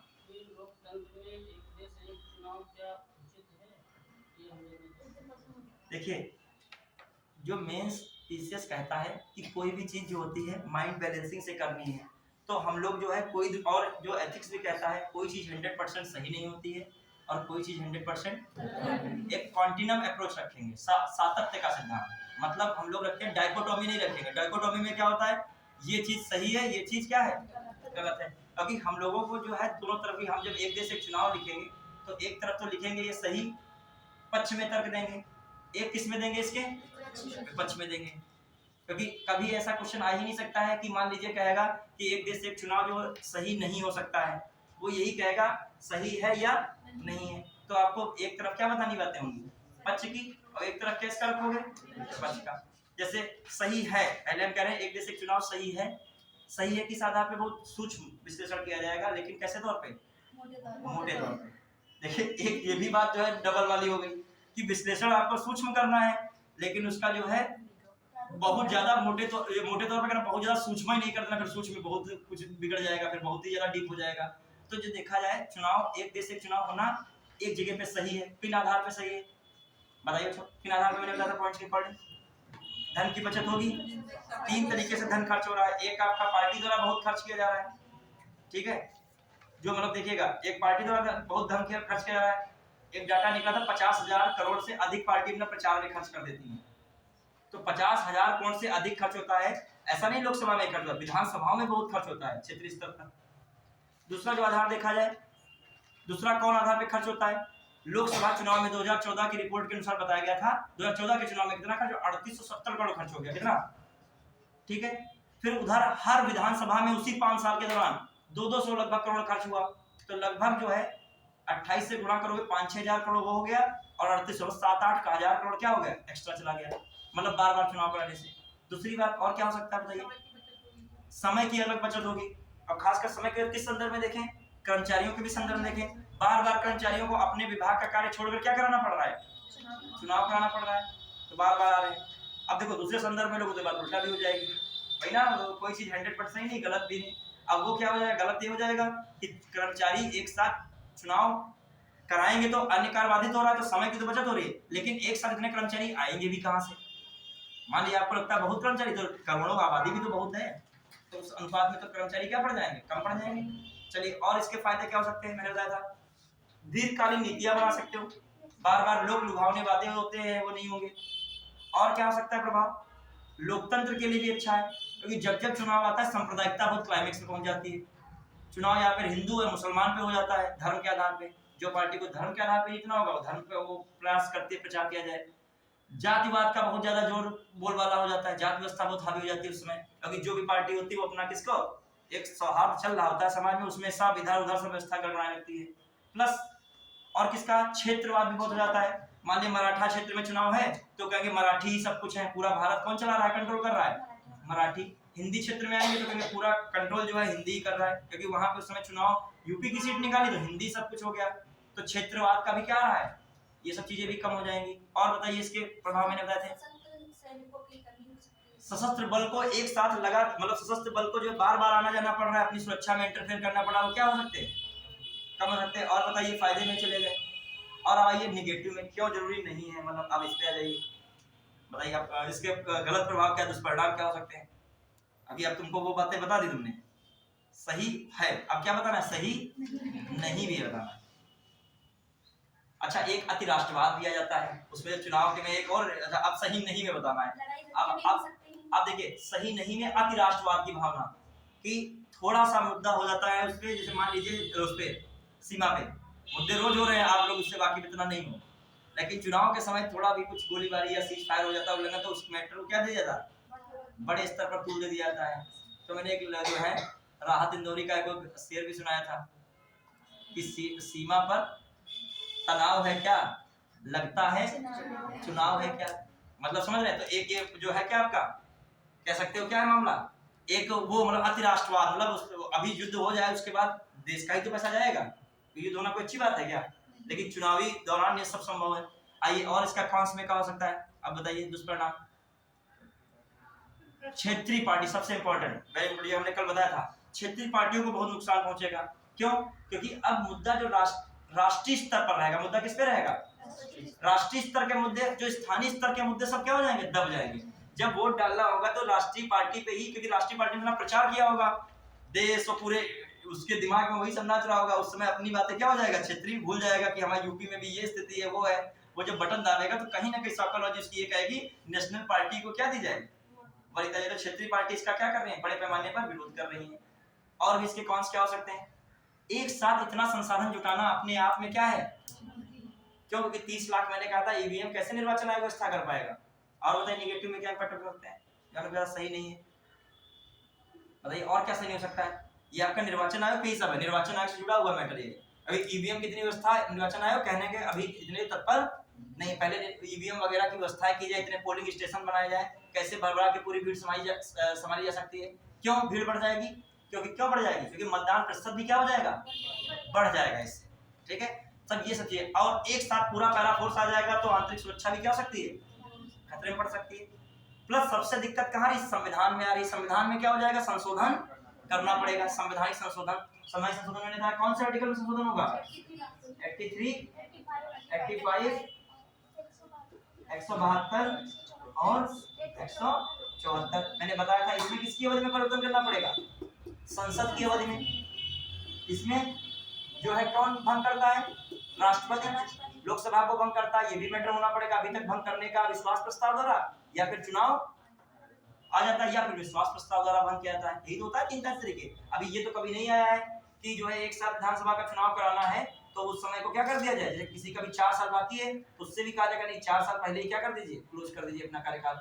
और 72 किसकी बात करता है बताइए, 172 पढ़ाया था, विधानसभा की अवधि। 174 किसकी बात करता है, विधानसभा को भंग किया जाना इनमें। और सबसे इंपॉर्टेंट एक और संशोधन करना पड़ेगा, 356 राष्ट्रपति शासन वाले मैटर में। अब आइए राष्ट्रपति शासन का निर्वाचन आयोग से जोड़िए।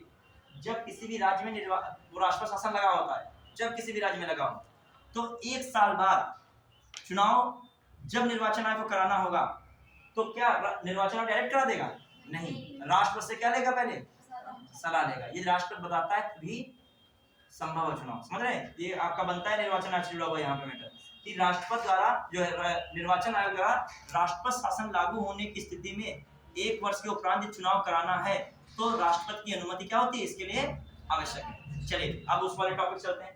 देखो ये सब कोरिलेट टॉपिक है, कोई जरूरी नहीं है निर्वाचन आयोग डायरेक्ट इस बार पूछे। डायरेक्ट निर्वाचन आयोग को किससे जुड़ा हुआ पूछ सकता है, एक देश एक चुनाव से, हर चीज को रिलेट करेगा। मान लीजिए समान नागरिक संहिता कल पढ़े, उसको रिलेट कर देगा किससे, डीपी एसपी से और मूल अधिकार से भी, मूल अधिकार से भी तो क्लैश कर रहे हैं कहीं कहीं। चलिए आप समझ रहे हैं हमारी बात को कि आपको कैसी अप्रोच रखनी है एक सिविल स्टूडेंट के तौर पर। कॉन्टिनम मतलब दोनों तरफ होना चाहिए, एक तरफ बैलेंस, माइंड बैलेंसिंग रखना है। अभी आपको हर जब निष्कर्ष लिखोगे तो फायदे भी लिखोगे और नुकसान भी। कोई भी योजना बताओगे तो ये नहीं उस योजना में पुलिंदा बांध दे रहे तारीफों की, सही सही सब कुछ क्या है सही, हमने कहा 100% सही नहीं होगा। या फिर आप पूरा निगेटिव निगेटिव निगेटिव ही तो आपके दिमाग में फिर पॉजिटिव वाला चीज ही नहीं रह जाएगा। तो दोनों को बैलेंस कीजिए। आइए कहाँ पे हम लोग हैं, ध्यान दीजिएगा। अब हम लोग देखिए जो आपका नियुक्ति वाला मैटर हो गया था, अब हटाना था, इसको हटाना था। निर्वाचन आयोग के हमने सदस्यों की नियुक्ति करा दी थी ना, नियुक्ति में क्या बताया था, राष्ट्रपति करेगा और एक समिति की सिफारिश होगी। अब जो है हटाना, इसमें देखते हैं हम लोग क्या है मैटर, ध्यान दीजिएगा। जो देखा जाए जो हटाने संबंधित मैटर में इंपॉर्टेंट क्या क्या है, ध्यान दीजिएगा। किसको, मुख्य चुनाव आयुक्त को हटाना है। मुख्य चुनाव थोड़ा सा इसमें इंपॉर्टेंट है, और अन्य चुनाव आयुक्त।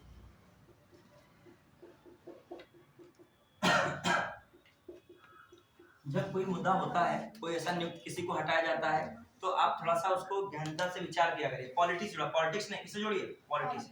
जैसे अभी पुलिस भर्ती बोर्ड में पेपर लीक हुआ, उस पर लांछन लगा, तो पुलिस भर्ती बोर्ड की जो अध्यक्ष थी रेणुका मिश्रा क्या कर दिया गया, हटा दिया गया।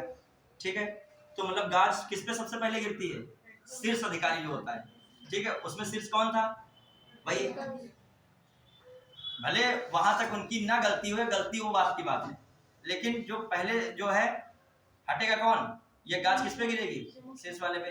जहाज ये डूब रहा है समुद्र में तो कैप्टन सबसे पहले क्या, सबको निकाल के सबसे अंत में कौन जाएगा, भले कैप्टन फिर जहाज के साथ ही क्या हो जाए, डूब जाए।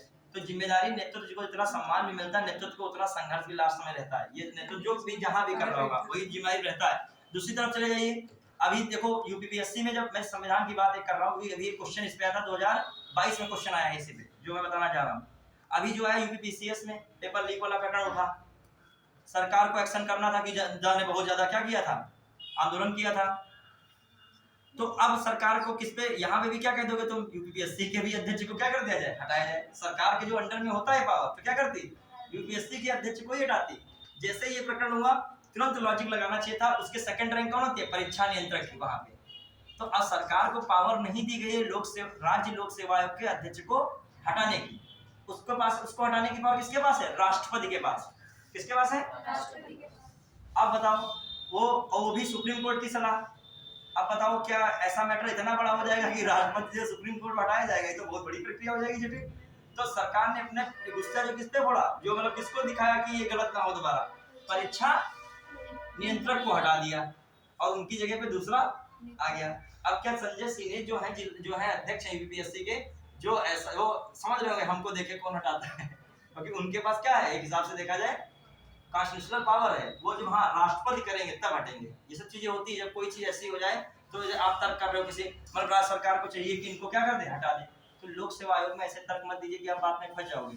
इस पे 2022 में क्वेश्चन आया है कि राज्य लोक सेवा आयोग के अध्यक्ष को हटाता है, तो वहां लिखा था राज्यपाल उच्च न्यायालय की सलाह पर, राष्ट्रपति उच्च न्यायालय की सलाह पर, राष्ट्रपति सर्वोच्च न्यायालय की सलाह पर और फिर राष्ट्रपति सरकार की सलाह पर। बच्चे कंफ्यूज हो गए, उसमें राज्यपाल किसकी सलाह पर हटाता है, उच्च न्यायालय, लेकिन यहाँ पर बिल्कुल उल्टा है, राष्ट्रपति किसकी सलाह पर। अब आ जाइए, ये नियुक्ति राज्यपाल करता है, जो राज्य लोक सेवा की नियुक्ति कौन करता है, राज्यपाल, लेकिन हटाने में पावर। अब आ जाइए, इसी को मैं समझाने के लिए हम ये कह रहे हैं, जो मुख्य चुनाव आयुक्त है, मुख्य चुनाव आयुक्त की नियुक्ति में तो सरकार का इंटरफेयर रहेगा।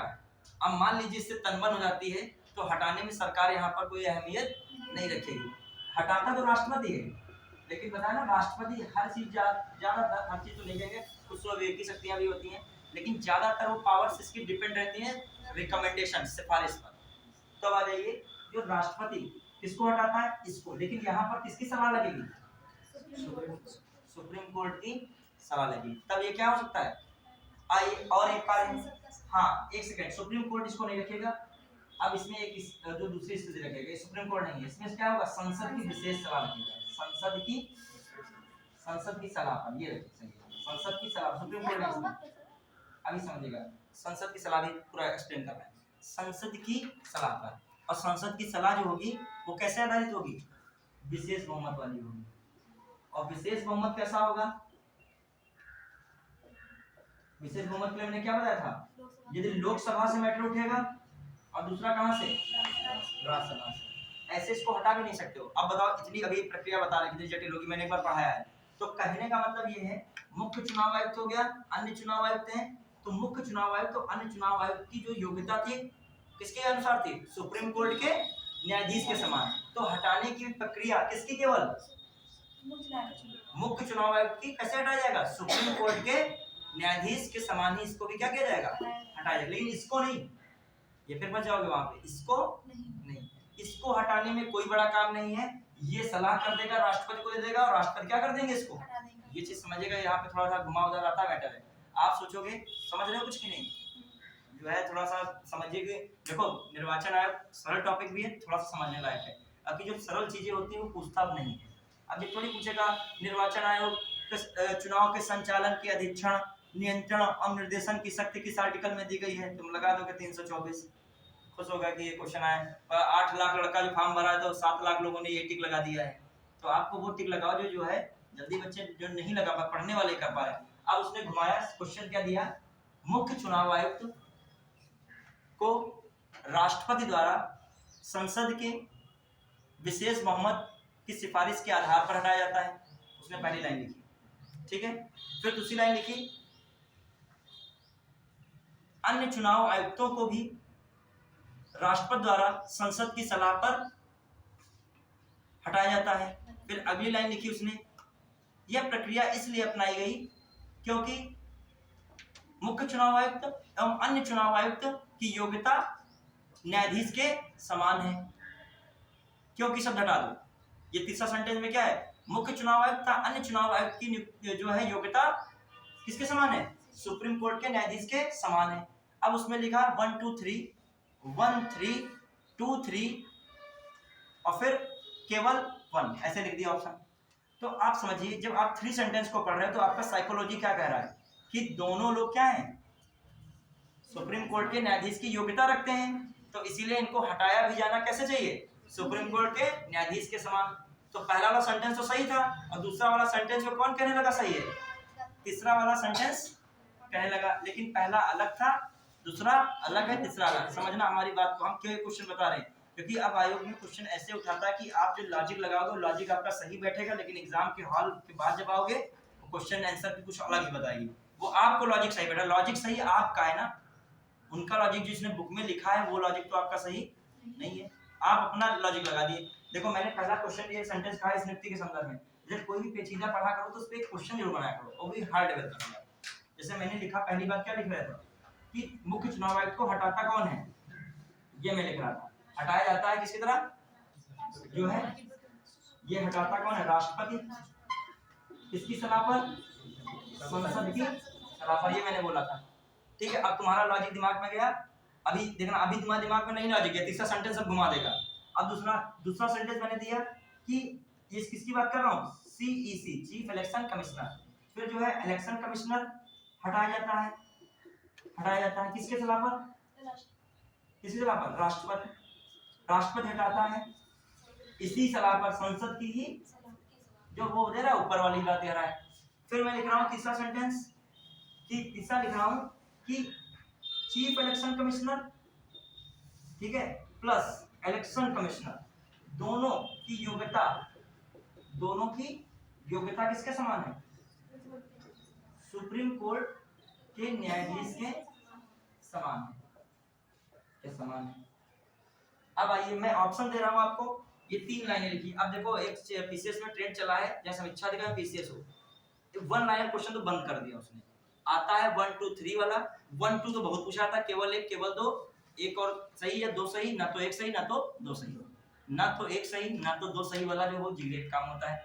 सबसे जबरदस्त क्वेश्चन वही होता है जिसमें ना तो 1 सही हो और ना तो भी, उस वाले में रिस्क कोई लेना नहीं चाहता है, क्योंकि जो पूरा कंफर्म होता है ना, अभी अंदर साइकोलॉजी चलती है कि ऐसा तो ऑप्शन होना ही नहीं चाहिए, ना तो 1 सही ना तो 2 सही, और ऐसे भी बहुत क्वेश्चन निकलते हैं।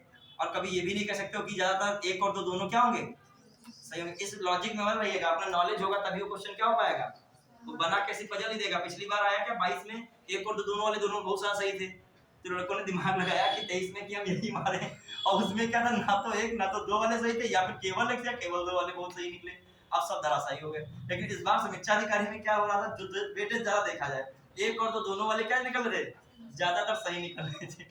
लेकिन अगले समीक्षा अधिकारी में कोई गेस नहीं लगा सकते कि ये ज्यादा होगा। पहली बात ये तो फर्जी की बातें होती हैं कि ये लॉजिक लगाना, आपको नॉलेज होना चाहिए, 100 की सीधी एक बात है, ठीक है। लेकिन ये लॉजिक में कभी कभी फंस जाता है मैटर, तो सोचो क्या रिस्क लिया जाए। माने जब 50-50 पे फंसे हो तो सोचोगे यार दोनों वाला लगाएं या फिर क्या लगाएं, ना तो एक, क्योंकि दोनों संभावनाएं है ना, ये 50 वाला गलत हो गया तो किधर चले जाओगे, और जो 50 वाला सही हो गया तो किधर आ जाओगे। चलिए हाँ, अब आइए, और एक और संभावना है, यही वाला सही भी हो सकता है, ये वाला गलत हो गया, उसमें सब फंस जाएगा। जब 2 सेंटेंस देता है ज्यादा क्वेश्चन हार्ड होता है, देखो दिमाग लगाओ, आईएएस का क्वेश्चन कहीं कहीं से सरल होता है क्योंकि उसमें 3 विकल्प खुले हैं, तो 3-4 पॉइंट लिख देगा, तो एलिमिनेशन करना थोड़ा क्या हो जाएगा, आसान हो जाएगा। तुम्हारे पास 4 रास्ते हैं, 4 रास्ते में तुमको जाना है, कोई ना कोई सुराग मिलने की संभावना क्या रहेगी, ज्यादा रहेगी, कुछ ना कुछ अंतर ढूंढ लोगे। और 2 ही रास्ते बनाए गए हैं, बिल्कुल क्लियर कर दिए गए, कहीं भी जाना है तो आपको ये भी सही लग रहा है, ये भी कहोगे कि कम ऑप्शन है, कम ऑप्शन जल्दी सरल हो जाएगा, नहीं इसमें और रिस्क। अब मान लिया उसने 2 सेंटेंस दिए बच्चों, आपको ये 2 दिया होता है, तो इसमें आप क्या था, अब इसमें 4 हो, मतलब कोई 50-50 गेम खत्म हो गया क्या, केवल 1 केवल 2 दोनों या तो दोनों नहीं। उसमें क्या है 1 2 3, तुमने देखा 3 आया है, 3 वाला गलत है, तो 2 ऑप्शन कैसे काट दिए, 3 काट दिए। अब तुम 50-50 पे तो आ गए कम से कम, इसमें तो 50 भी नहीं आओगे जब तक आपको सारी चीजें क्लियर नहीं होंगी। अब ये देखिए, जो चीफ इलेक्शन कमिश्नर कह रहा हूं मैं, ऑप्शन दे रहा था यहाँ, पहला ऑप्शन दिया मैंने 1 3, फिर लिखा 1 2 3, फिर लिखा 2 3, फिर लिखा केवल जो है 1, केवल क्या है, केवल 1, ओनली 1। कौन सा ऑप्शन सही होगा, बताइए कौन सा ऑप्शन होगा, इस क्वेश्चन को देखो बताइए कौन सा ऑप्शन, 1 3। लेकिन जो बच्चा पढ़ा नहीं होगा उसके दिमाग में ये आएगा, जब इलेक्शन कमिश्नर और चीफ इलेक्शन कमिश्नर की योग्यताएं सुप्रीम कोर्ट के न्यायाधीश के समान हैं, तो सोचेगा दोनों को हटाने की प्रक्रिया भी क्या होगी, समान होगी। लेकिन बल्कि यहाँ प्रक्रिया क्या हो गई है, चेंज हो गई। ये मेरा कहने का मतलब था। चलिए आइए अगला मैटर देखते हैं इसमें। अच्छा ये भी बता रहे थोड़ा सा हटाने की बात में, विशेष बहुमत वाला थोड़ा मुझे बताओ कॉन्सेप्ट मैंने क्या बताया था, जो है लोकसभा और राज्यसभा। मान लीजिए इलेक्शन कमीशन में बहुत जो है लांछन लगते हैं, लांछन के मतलब क्या है, आधार कौन रहेगा, कदाचार है, कदाचार है व असमर्थता है, खासकर कदाचार यूज वर्ड किया जाता है इसके लिए, ठीक है। अब बताइए, अच्छा उसके लिए नहीं यूज किया जाएगा, किसके लिए? राष्ट्रपति के लिए कदाचार वर्ड यूज नहीं करोगे, वहां पे क्या यूज करोगे? संविधान का उल्लंघन या अतिक्रमण, वायलेशन ऑफ कॉन्स्टिट्यूशन। ये क्वेश्चन आ चुका है, बच्चों ने लगा दिया जो असमर्थता और कदाचार के आधार पे, और सबको कदाचार असमर्थता के आधार पर हटाओगे, लेकिन उसको कॉन्स्टिट्यूशनल वायलेशन के आधार पर हटाओगे, किसको? राष्ट्रपति को। यह वर्ड यूज करते हैं संवैधानिक अतिक्रमण, और इनके लिए टर्मिनोलॉजी यूज करने हैं कदाचार, मतलब कह सकते हो कि मिसबिहेव वगैरह, ठीक, इस आधार पे कर सकते हैं। अब आ जाइए, देखिए जो हम लोग लोकसभा से, देखो मान लीजिए पहली बात तो ये हटाने की बात ऐसे होती नहीं, क्योंकि बहुत बड़ा पद है, लेकिन बहुत ज्यादा ऐसा मैटर आ रहा है कि कुछ ना कुछ कहीं ना कहीं उनका जो है दिख रहा है मामला पक्षपात है, कहीं पे जा रहा है, तो हटाने संबंधी ऐसे तो हटाओगे नहीं, तो एक प्रस्ताव होगा, जिसका मन होगा हटाना है नहीं जाएगा, तो प्रस्ताव यदि लोकसभा में करते हो, यदि कहाँ करते हो? लोकसभा, तो मैंने कहा कम से कम कितने लोगों के साइन होने चाहिए? कितने लोगों के? 100 लोगों के कम से कम क्या होने चाहिए? साइन होने ही चाहिए, मतलब 100 संसद लोगों के क्या होने, 100 मेंबर्स ऑफ पार्लियामेंट के यहाँ पर क्या होने चाहिए? सिग्नेचर हो। वो 100 बहुत बड़ी बात होता है अपने आप में, 100 वही करा पाएगा, इसके 100 सांसद पार्टी के होंगे। फिर 100 के बाद ये हो जाता है तो प्रस्ताव बन गया, प्रस्ताव। अब प्रस्ताव हटाने वाला तैयार है, अब इसको क्या किया जाएगा? कहाँ? अभी भी एक प्रक्रिया है क्या? क्या है प्रक्रिया? अभी जांच के लिए जाएगा क्या ये? अच्छा, एक और कार्य इसमें इंपॉर्टेंट है, ये वर्ड इंपॉर्टेंट क्वेश्चन आ चुका है। जब ये हटाने संबंधी प्रस्ताव जाता है संसद में, तो उसमें एक बहुत बड़ी पावर दी गई है हेड ऑफ हाउस को। लोकसभा का जो है अध्यक्ष है या राज्यसभा का अध्यक्ष यहाँ पे आया तो 100 सदस्य तो बात की बात है, वो उस हटाने संबंधी प्रस्ताव को स्वीकार करे या ना करे, दोनों पावर्स इसको दे दी गई है यहाँ पे, लोकसभा के अध्यक्ष को, यहाँ पर विधानसभा के सभापति को। तो मान लीजिए करता है, तब आगे कितने लोगों से साइन होंगे? तब आगे 100 लोगों से। यहाँ पे एक पॉइंट वाली बात आती है कि वहां पे उसको करना ही आवश्यक होता है, ऐसी लाइन लिखी हुई नहीं, उसके विवेक पर निर्भर करता है, लोकसभा के अध्यक्ष। फिर आइए, यदि 100 लोगों का करता है मामला, आगे बढ़ता है, अब क्या करोगे? इसको क्या करोगे बताइए? अगला स्टेप, अगले स्टेप में इसको कहाँ भेजा जाएगा? एक जांच समिति के पास। किसी भेजा जाएगा? ठीक, वो जांच समिति इसको चेक करेगी। अब देखो, राष्ट्रपति वाले में जांच समिति दूसरा मैटर था, उसमें किसकी तरह होता था? वहां जांच समिति कौन होता था? ये वाला सदन। यहाँ पर दूसरा। अब आ जाइए, होने के बाद कितने कुल सदस्यों, कितने कुल सदस्यों का कितने से पास होना पड़ेगा? 2/3।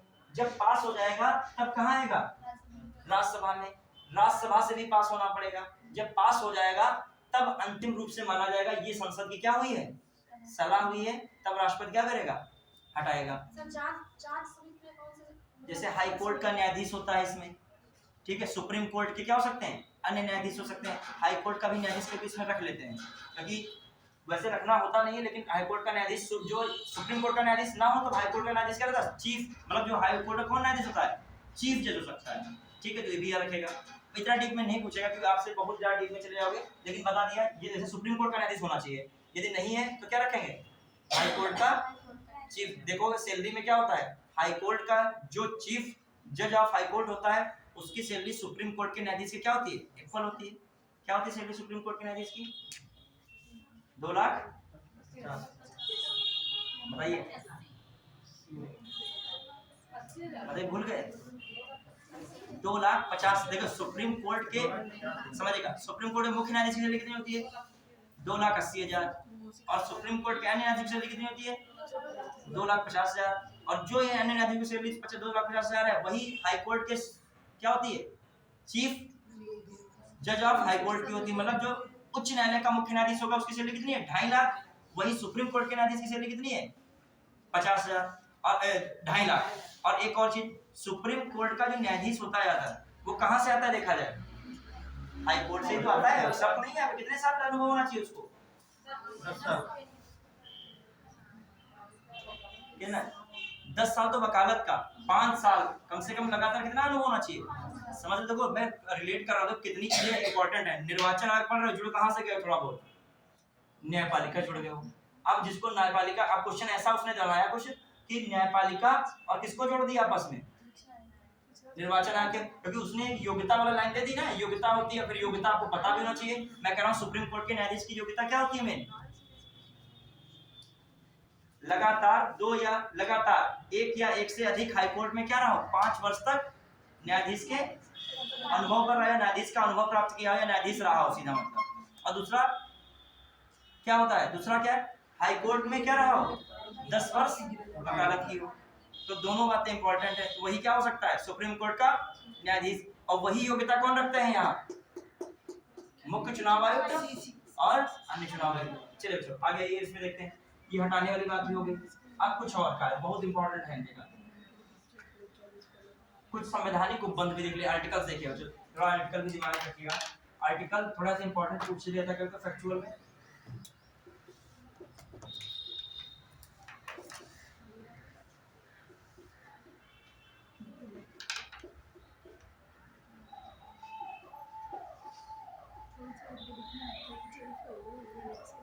ठीक है, चलिए अब आर्टिकल देखिए ध्यान से।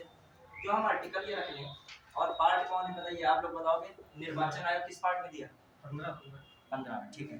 15 में निर्वाचन आयोग हो गया, 14 में किस पार्ट में, 14 में 15 बताइए, 15 में सर 15 में और 16 में क्या बताइए, उपबंध है। उपबंध कहाँ शुरू हो रहे हैं आपके, किस आर्टिकल शुरू हो रहे हैं, 300 कहाँ शुरू हो रहे हैं, 40 शुरू हो रहे हैं। तो यहाँ पे देखिएगा कौन सा आपका है, 13, 14 जो है 15 रख कितना है 15। हाँ, क्योंकि इससे पहले 323 तक किस पे आ चुके हो, आपका 323 किस पे आ गया, लोक सेवा आयोग। लोक सेवा आयोग किसमें है, कितने से कितना था, 300 कहाँ से चल रहे थे लोक सेवा आयोग, 8 से, 308 से 323, ये कौन है आपका लोक सेवा आयोग। तो लोक सेवा किसमें है, 14 में, तो ये किसमें जाएगा 15। क्लियर। देखो जहां कंफ्यूजन हो तो पिछली भी रिवीजन कर लो। लोक सेवा आयोग के बारे में कितना बताया था हमने, 308 से 323 और 324 से 329। क्लियर। फिर 330 के बाद उपबंध कौन शुरू हो जाएंगे, कुछ वर्गों के लिए विशेष उपबंधों के कौन से पार्ट में आ जाएगा, पार्ट 16। देखो जो आपको क्लियर होगा नॉलेज तो आप थोड़ी देर का कंफ्यूजन होगा, मगर आप फिर से सॉल्यूशन निकाल ले जाएंगे, क्योंकि उसके आगे पीछे आप क्या करते हैं। अब जैसे मेरे को इसमें कंफ्यूजन हुआ, तुरंत मैंने दिमाग लगा लिया क्या, 323 पे कौन है, लोक सेवा, और लोक सेवा के जस्ट पीछे क्या है। अब अच्छा लोक सेवा से भी पीछे चलिए, ये कौन आ जाएगा, पार्ट ही रिवीजन कर, हर चीज को जोड़ो, कोरिलेट। अब ये रिवीजन क्लास है ना, ये तो नहीं है केवल जो निर्वाचन आयोग है तो आपको केवल यही क्वेश्चन आएगा। बताइए पार्ट 12 में कहां से कहां तक है, पार्ट जो आपका कौन चलता है, आपका पार्ट जो है 13 कहां से, आर्टिकल 300 इससे 1 से 307। ठीक है, चलिए अब पार्ट में जाएंगे। चलिए अब हम लोग आ रहे हैं इसमें, किसमें हम लोग पार्ट 15 की बात कर रहे हैं। तो कॉन्स्टिट्यूशन के हिसाब से निर्वाचन आयोग किस भाग में रखा गया है, भाग 15। अब आइए इसमें हम लोग देखते हैं क्या क्या आर्टिकल में बातें हैं इंपॉर्टेंट, बढ़िया। चलिए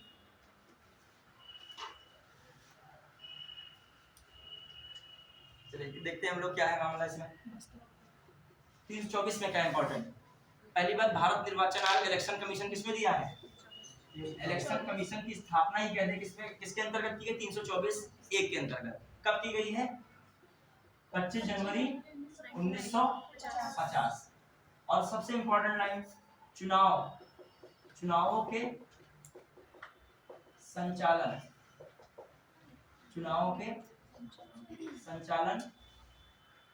चुनाव के संचालन का अधीक्षण, सुपरविजन मतलब अधीक्षण। दूसरा क्या है आपका, कंट्रोल मतलब नियंत्रण करना, और डायरेक्टिव मतलब निर्देश देना, निर्देश भी कहते हैं निर्देश को। ये सब करना किसके अधिकार में है, निर्वाचन आयोग के। और कहां तक, जहां तक देश की जो है निर्वाचन सीमा है, जहां तक देश की निर्वाचन सीमा प्रयुक्त कर रहा हूं मैं, सीमा नहीं कह रहा हूं मैं, क्या कर रहा हूं, निर्वाचन सीमा। अब निर्वाचन सीमा में भी मैटर है, अभी जो निर्वाचन सीमा का निर्धारण होता है कि नहीं, डिलिमिटेशन कमीशन बनता है कि नहीं, परिसीमन आयोग बनता है कि नहीं। तो परिसीमन आयोग में भी किसकी भूमिका रहती है, निर्वाचन आयोग की। अब देखिए भले उसमें राष्ट्रपति नियुक्त करता है, लेकिन नियुक्त में हेड में कौन रहता है, खासकर मुख्य निर्वाचन आयुक्त रहता है। अब परिसीमन चेक क्यों किया जाता है बताइए, निर्वाचन सीमा किया ना, जैसे जो वर्ड यूज हो जाए, क्योंकि अब आपका टॉपिक बहुत मतलब जो है डायनेमिक है, मतलब चारों तरफ इसमें रखिए, टॉपिक तो एक है ही लेकिन चारों तरफ जोड़िए। एक परिसीमन डिलिमिटेशन, डिलिमिटेशन का मतलब क्या है, इंग्लिश में हिंदी से ज्यादा क्लियर हो रहा है। लिमिट को क्या करना, सीमित करना। सीमित करना। तो ये क्यों किया जाता है, क्यों अच्छा आवश्यकता पड़ती है परिसीमन की। एक मैंने वर्ड यूज कर दिया यहाँ पे, परिसीमन। अभी बहुत चर्चा में रहा था परिसीमन, अभी विधानसभा की जब महिलाओं के रिजर्वेशन की बात की गई, नारी शक्ति बंधन कानून के तहत 33% महिलाओं को क्या दिया जाएगा, आरक्षण मिलेगा। तो उसमें बात किसकी हुई है, परिसीमन की बात उठी थी वहां पे। तो परिसीमन के लिए इससे क्वेश्चन भी आता है, ठीक है। और परिसीमन आयोग की जब रिपोर्ट आती है तो उसको कहीं भी चैलेंज नहीं करता, सुप्रीम कोर्ट में भी नहीं कह सकता है। जैसे कौन सी जो अदालत है, लोक अदालत के निर्णय को कहीं भी चुनौती नहीं दे सकती है। क्वेश्चन आता कई बार इसमें है, वैसे इस पे भी नहीं। तो बताइए, राष्ट्रपति चूंकि बनाता भी है। अब बताइए परिसीमन आयोग के बारे में थोड़ा बताइए, ये बता रहा हूँ मैं क्यों इसकी आवश्यकता होती है परिसीमन डिलिमिटेशन। पूरे भारत में चुनाव क्षेत्र का निर्धारण करना। चुनाव क्षेत्रों का निर्धारण करना, इतना सा वर्ड मतलब कॉन्स्टिट्यूशनल नहीं लग रहा है। निर्वाचन सीमा किसका निर्धारण करना, निर्वाचन सीमा का। देखो क्षेत्र का निर्धारण करना, एक निर्वाचन सीमा का निर्धारण करना, किसका, परिसीमा है ना, तो निर्वाचन सीमा का। प्लस इसको जरूरत क्यों पड़ती है, क्यों ये जरूरत है, परिसीमन करने की क्यों आवश्यकता पड़ती है। देखिए क्या हो रहा है परिसीमन में, खासकर बैलेंस किया जाता है, संख्या को क्या कह रहा है, बैलेंस। जैसे सीतापुर निर्वाचन क्षेत्र में आबादी बहुत ज्यादा है मान लीजिए, और कोई और निर्वाचन क्षेत्र आ जाए, मान लीजिए सीतापुर की निर्वाचन क्षेत्र की आबादी धौरहरा से क्या है, कम है, धौरहरा में बहुत ज्यादा है मान लीजिए। तो अब सीतापुर की जो संसद बन रहा है वो कई लाख वोटों के चुनाव की अपेक्षा, वहां के कई लाख वोटों की अपेक्षा यहाँ पे कम चुनाव हो रहा है। वहां पर संसद बन रहा है, ज्यादा लाखों के प्रतिनिधि में ज्यादा, मतलब कहने का मतलब वहाँ ज्यादा निर्वाचक गण है, ज्यादा वोटर्स है, उसके आधार पर संसद बन रहा है। यहाँ पर कम संख्या है, उनके आधार पर संसद बन रहा है। और संसद की वैल्यू तो क्या है, बराबर ही है। वो संसद महोदय कह रहे हम जोते हैं 6 लाख का वहां था, वो कह रहे हम तो 1 लाख के मान लीजिए उसमें आ गए। अब बताओ, संसद में तो सारे भत्ते सब कुछ सेम है। प्लस चुनाव आयोग जब कराएगा तो एक जगह उसको इतने सारे संसाधन देने पड़ रहे हैं, शाम हो रही, बार बार रात हो रही है, और यहाँ पर पोलिंग स्टेशन में क्या है, कर्मचारी ज्यादा पड़ रहे हैं, काम उतना नहीं है। तो खास कर क्या करना, सदस्यों की संख्या का अनुपात क्या करना, समान करना। अब ये बिगड़ता कैसे है, तो समान करने के लिए इसके पीछे कहाँ जाना पड़ेगा, जनगणना पे जाना पड़ेगा। क्योंकि हर 10 साल बाद होता क्या है, कहीं जनसंख्या ज्यादा बढ़ रही, कहीं उस हिसाब से क्या हो रही है, कम बढ़ रही। तो परिसीमन का सिस्टम ये रखा गया था, हर 10 साल पे जनगणना होगी और जनगणना के बाद क्या होगा, डिलिमिटेशन किया जाएगा, मतलब परिसीमन किया जाएगा। लेकिन ये कब तक चलता रहा, बाद में नहीं फॉलो हो पाया। 1952 में परिसीमन हुआ, ठीक है, फिर 1963 में हुआ, 1973 के आसपास, वही 10 साल देख रहे हो कि 10 साल के बाद हो रहा है परिसीमन। फिर सीधे 2000 देखा था, करीब 1 या 2 में दिखता है, 2001 में कहते हैं, लेकिन वो 2 में अधिनियम बना के बदला गया था। अब आइए इसमें देखिए, तो अभी तक क्या है, क्वेश्चन आ चुका कि परिसीमन कितनी बार हुआ है, परसेंट कितनी बार हुआ अभी तक, 4 बार, दिमाग में भी रखेगा। अब आ जाइए, अब देखो एक 42वां संविधान संशोधन हुआ, कौन सा, उसमें कहा गया कि हर जो है 10 साल पर परिसीमन और सीमन नहीं होगा। 2001 तक, कितने तक, 2001 तक जो भी विधानसभा और लोकसभा में सदस्यों की संख्या निर्धारित है उतनी ही रहेगी। समझ रहे हो कब तक, 2000, समझ रहे हमारी बात को। देखो एक चीज समझिए, देखो ये टॉपिक जो है थोड़ा सा बहुत विस्तृत है, तभी मैंने आज एक टॉपिक लिखा था और टॉपिक्स नहीं लिखे थे इसका। देखो इसमें कहने के बाद परिसीमन का आजकल पूछ सकता है कि आपका नारी शक्ति बंधन विधेयक अधिनियम बना है, कानून बना है, तो उससे जुड़ा हुआ है। परिसीमन का मतलब पहली बात बेसिक क्या है कि निर्वाचन क्षेत्रों की सीमा को घटाना बढ़ाना। दूसरी बात क्या है, मैंने क्या आपको बताया है, बताइए क्या बताया है, कि संख्या क्या करना निर्वाचन क्षेत्रों की, बैलेंस करना। और इसके लिए किसकी आवश्यकता होती थी, पिछली जनगणना की। लेकिन हुआ क्या, 42वें संविधान संशोधन करके इसमें क्या, उसमें एक चीज जोड़ दी गई, इसमें कहा गया 2001 तक क्या रहेगी, लोकसभा और विधानसभा के सदस्यों की संख्या क्या रहेगी, वही रहेगी। फिर आइए 2002 में फिर से किया गया, पर 2002 में परिसीमन अधिनियम बना, इसके अंदर कह दिया गया ये चीज क्या है, इसको हटा रहे हैं। अब हम किसके अकॉर्डिंग कर रहे हैं, 1991 के अकॉर्डिंग। और 1991 के अकॉर्डिंग करते हुए बताया जा रहा है कि कब तक, 2026 तक क्या रहेगा, वही रहेंगी सीटें, क्या रहेंगी, वही रहेंगी। अब ये 2026 तक सीटें वही रहेंगी, इसका मतलब क्या है, 2026 तक कहा गया सीटें वही रहेंगी, क्या 2026 में बदल जाएंगी सीटें, मुझे बताइएगा, मैं समझ रहा हूं ध्यान से। ये इसमें ये कहा गया 2026 तक लोकसभा में जो 543 सीटें उतनी ही रहेंगी। जो मान लीजिए उत्तर प्रदेश में 401 चल रही है विधानसभा, जो आपके विधानसभा सीटें उतनी रहेंगी ना, बात की जा रही है, ठीक है। लेकिन क्या बात यहाँ पर सही है? बदल जाएगा। बदल जाएंगी। उसने कहा है 2026 तक यही रहेंगी, लेकिन जब परिसीमन आयोग बनेगा तभी तो बदलेंगी। वो मतलब यथास्थिति के लिए उसने केवल कहा है 26 तक। उसके बाद मान लीजिए परिसीमन आयोग बन रहा है 2031 में, तो 2031 में बात की जाएगी, तब तक ही क्या चला जाएगा। मतलब उसने यहाँ तक की पक्की बात की है। अब उसके बाद तुम लेट लतीफ कर रहे हो तो वो क्या करेगा, मतलब समझ रहे हमारी बात को। ये बात देखो रटा हुआ नहीं होना चाहिए। अब तुम कहना लड़ने लगे 2026 हम 27 से पढ़ने लगेंगे 800 सीटें हो गई हैं, ऐसे थोड़ी पढ़ने लगोगे। एक परिसीमन आयोग बनेगा, 31 में बनना चाहिए, हर 10 साल बनता है।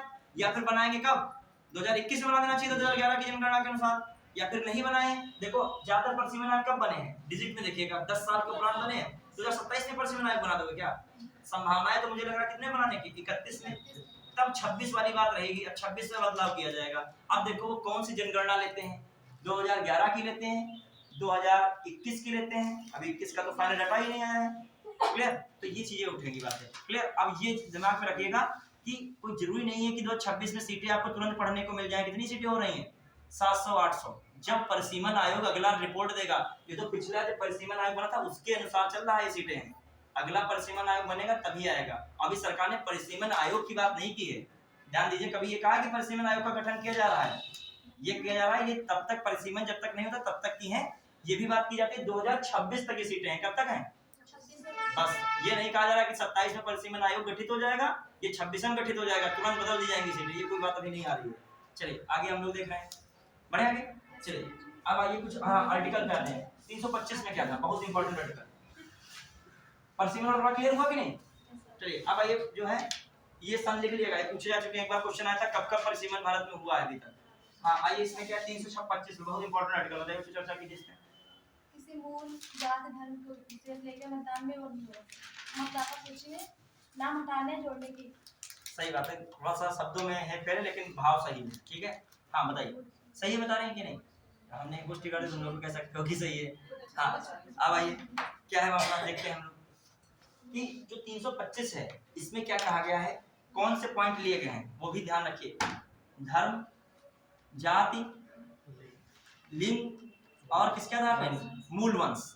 स्थान नहीं लिया गया, कौन नहीं लिया गया यहाँ पे, स्थान को वर्ड नहीं, बल्कि वहां पे जो आर्टिकल 15 था उसमें क्या था, राज्य नागरिकों के विरुद्ध केवल वर्ड लगा के क्या कह दिया गया था, धर्म, जाति, लिंग, मूल वंश, स्थान के आधार पर भेदभाव नहीं करेगा। यहाँ पे क्या बात आ रही है कि स्थान को किसके कर दिया, कौन की बात आ रही है, मूल वंश, धर्म, जाति और लिंग के आधार पर मतदाता सूची में किसी का नाम जोड़ा या हटाया नहीं जाएगा। ये बात किसमें है, लिख लेगा, इस बात को लिखिएगा, आर्टिकल इंपॉर्टेंट।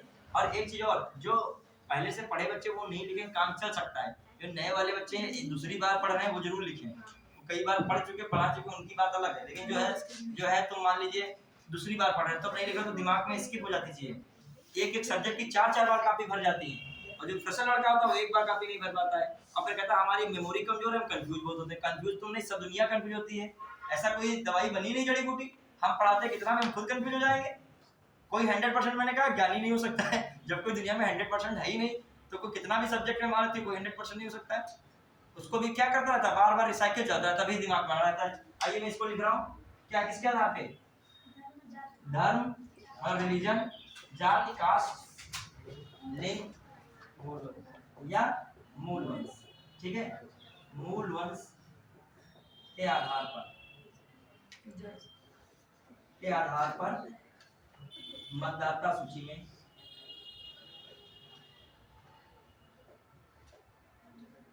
नाम जोड़ा या हटाया, ठीक है। जो है मूल वंश आधारित भेदभाव के आधार पर लिखा जाना बढ़िया है कि मूल वंश जैसे भेदभाव के आधार पर मतदाता सूची में हटाया जोड़ा नहीं आ सकता। ये कौन सा आर्टिकल कहता है, क्योंकि लोकसभा आ रहा है, थोड़ा बहुत गर्मा गर्मी रहेगी पेपर में, किसकी देखने को मिलेगी, लोकसभा और निर्वाचन आयोग। ये चुनाव आ रहा है, लोकसभा के चुनाव के बाद आपके क्या लगे, एग्जाम्स लगे, कुछ ना कुछ पूछा जा सकता है, करंट में मुद्दा रहेगा। और एक अभी मुद्दा जो हमने बताया था आपका चुनावी बांड वाला रह गया है, जो मुद्दे थे करंट में बहुत मेन वो सब मैं कराया हूँ, अभी जो कुछ बाकी रहेंगे वो भी कराएंगे। क्लियर? हाँ आइए, जो है कहा 326 बताइए क्या है। लोकसभा और विधानसभा में वयस्क मताधिकार की बात की, इसी की लिखिएगा, एक लाइन लिख देगा। लोकसभा तथा 60 वाले लोकसभा तथा, लोकसभा मतलब लोक की सभा है और विधानसभा मतलब लेजिस्लेटिव असेंबली है। ठीक है, एलए लिख लो 60 में। लोकसभा और एलए में वयस्क मताधिकार। देखो आर्टिकल की बड़ी प्रॉब्लम है कि सबके लिए भूलने वाली चीजें हैं ये, तो जितनी बार पढ़ो उतनी बार इनको दिमाग में रखो। ठीक है, हाँ ठीक, हाँ ठीक, देखिएगा अगला क्या है मामला, जो आपका क्या हो गया, ये 327 में क्या हो रहा है, ये हो गया मैंने बताया। 328 में क्या है बताइए, अरे एक सेकंड, 324 हो गया, 25 हो गया है और 26 हो गया है, और कौन है 27, बताइए 27 बचा है, वही कह रहा हूँ 27।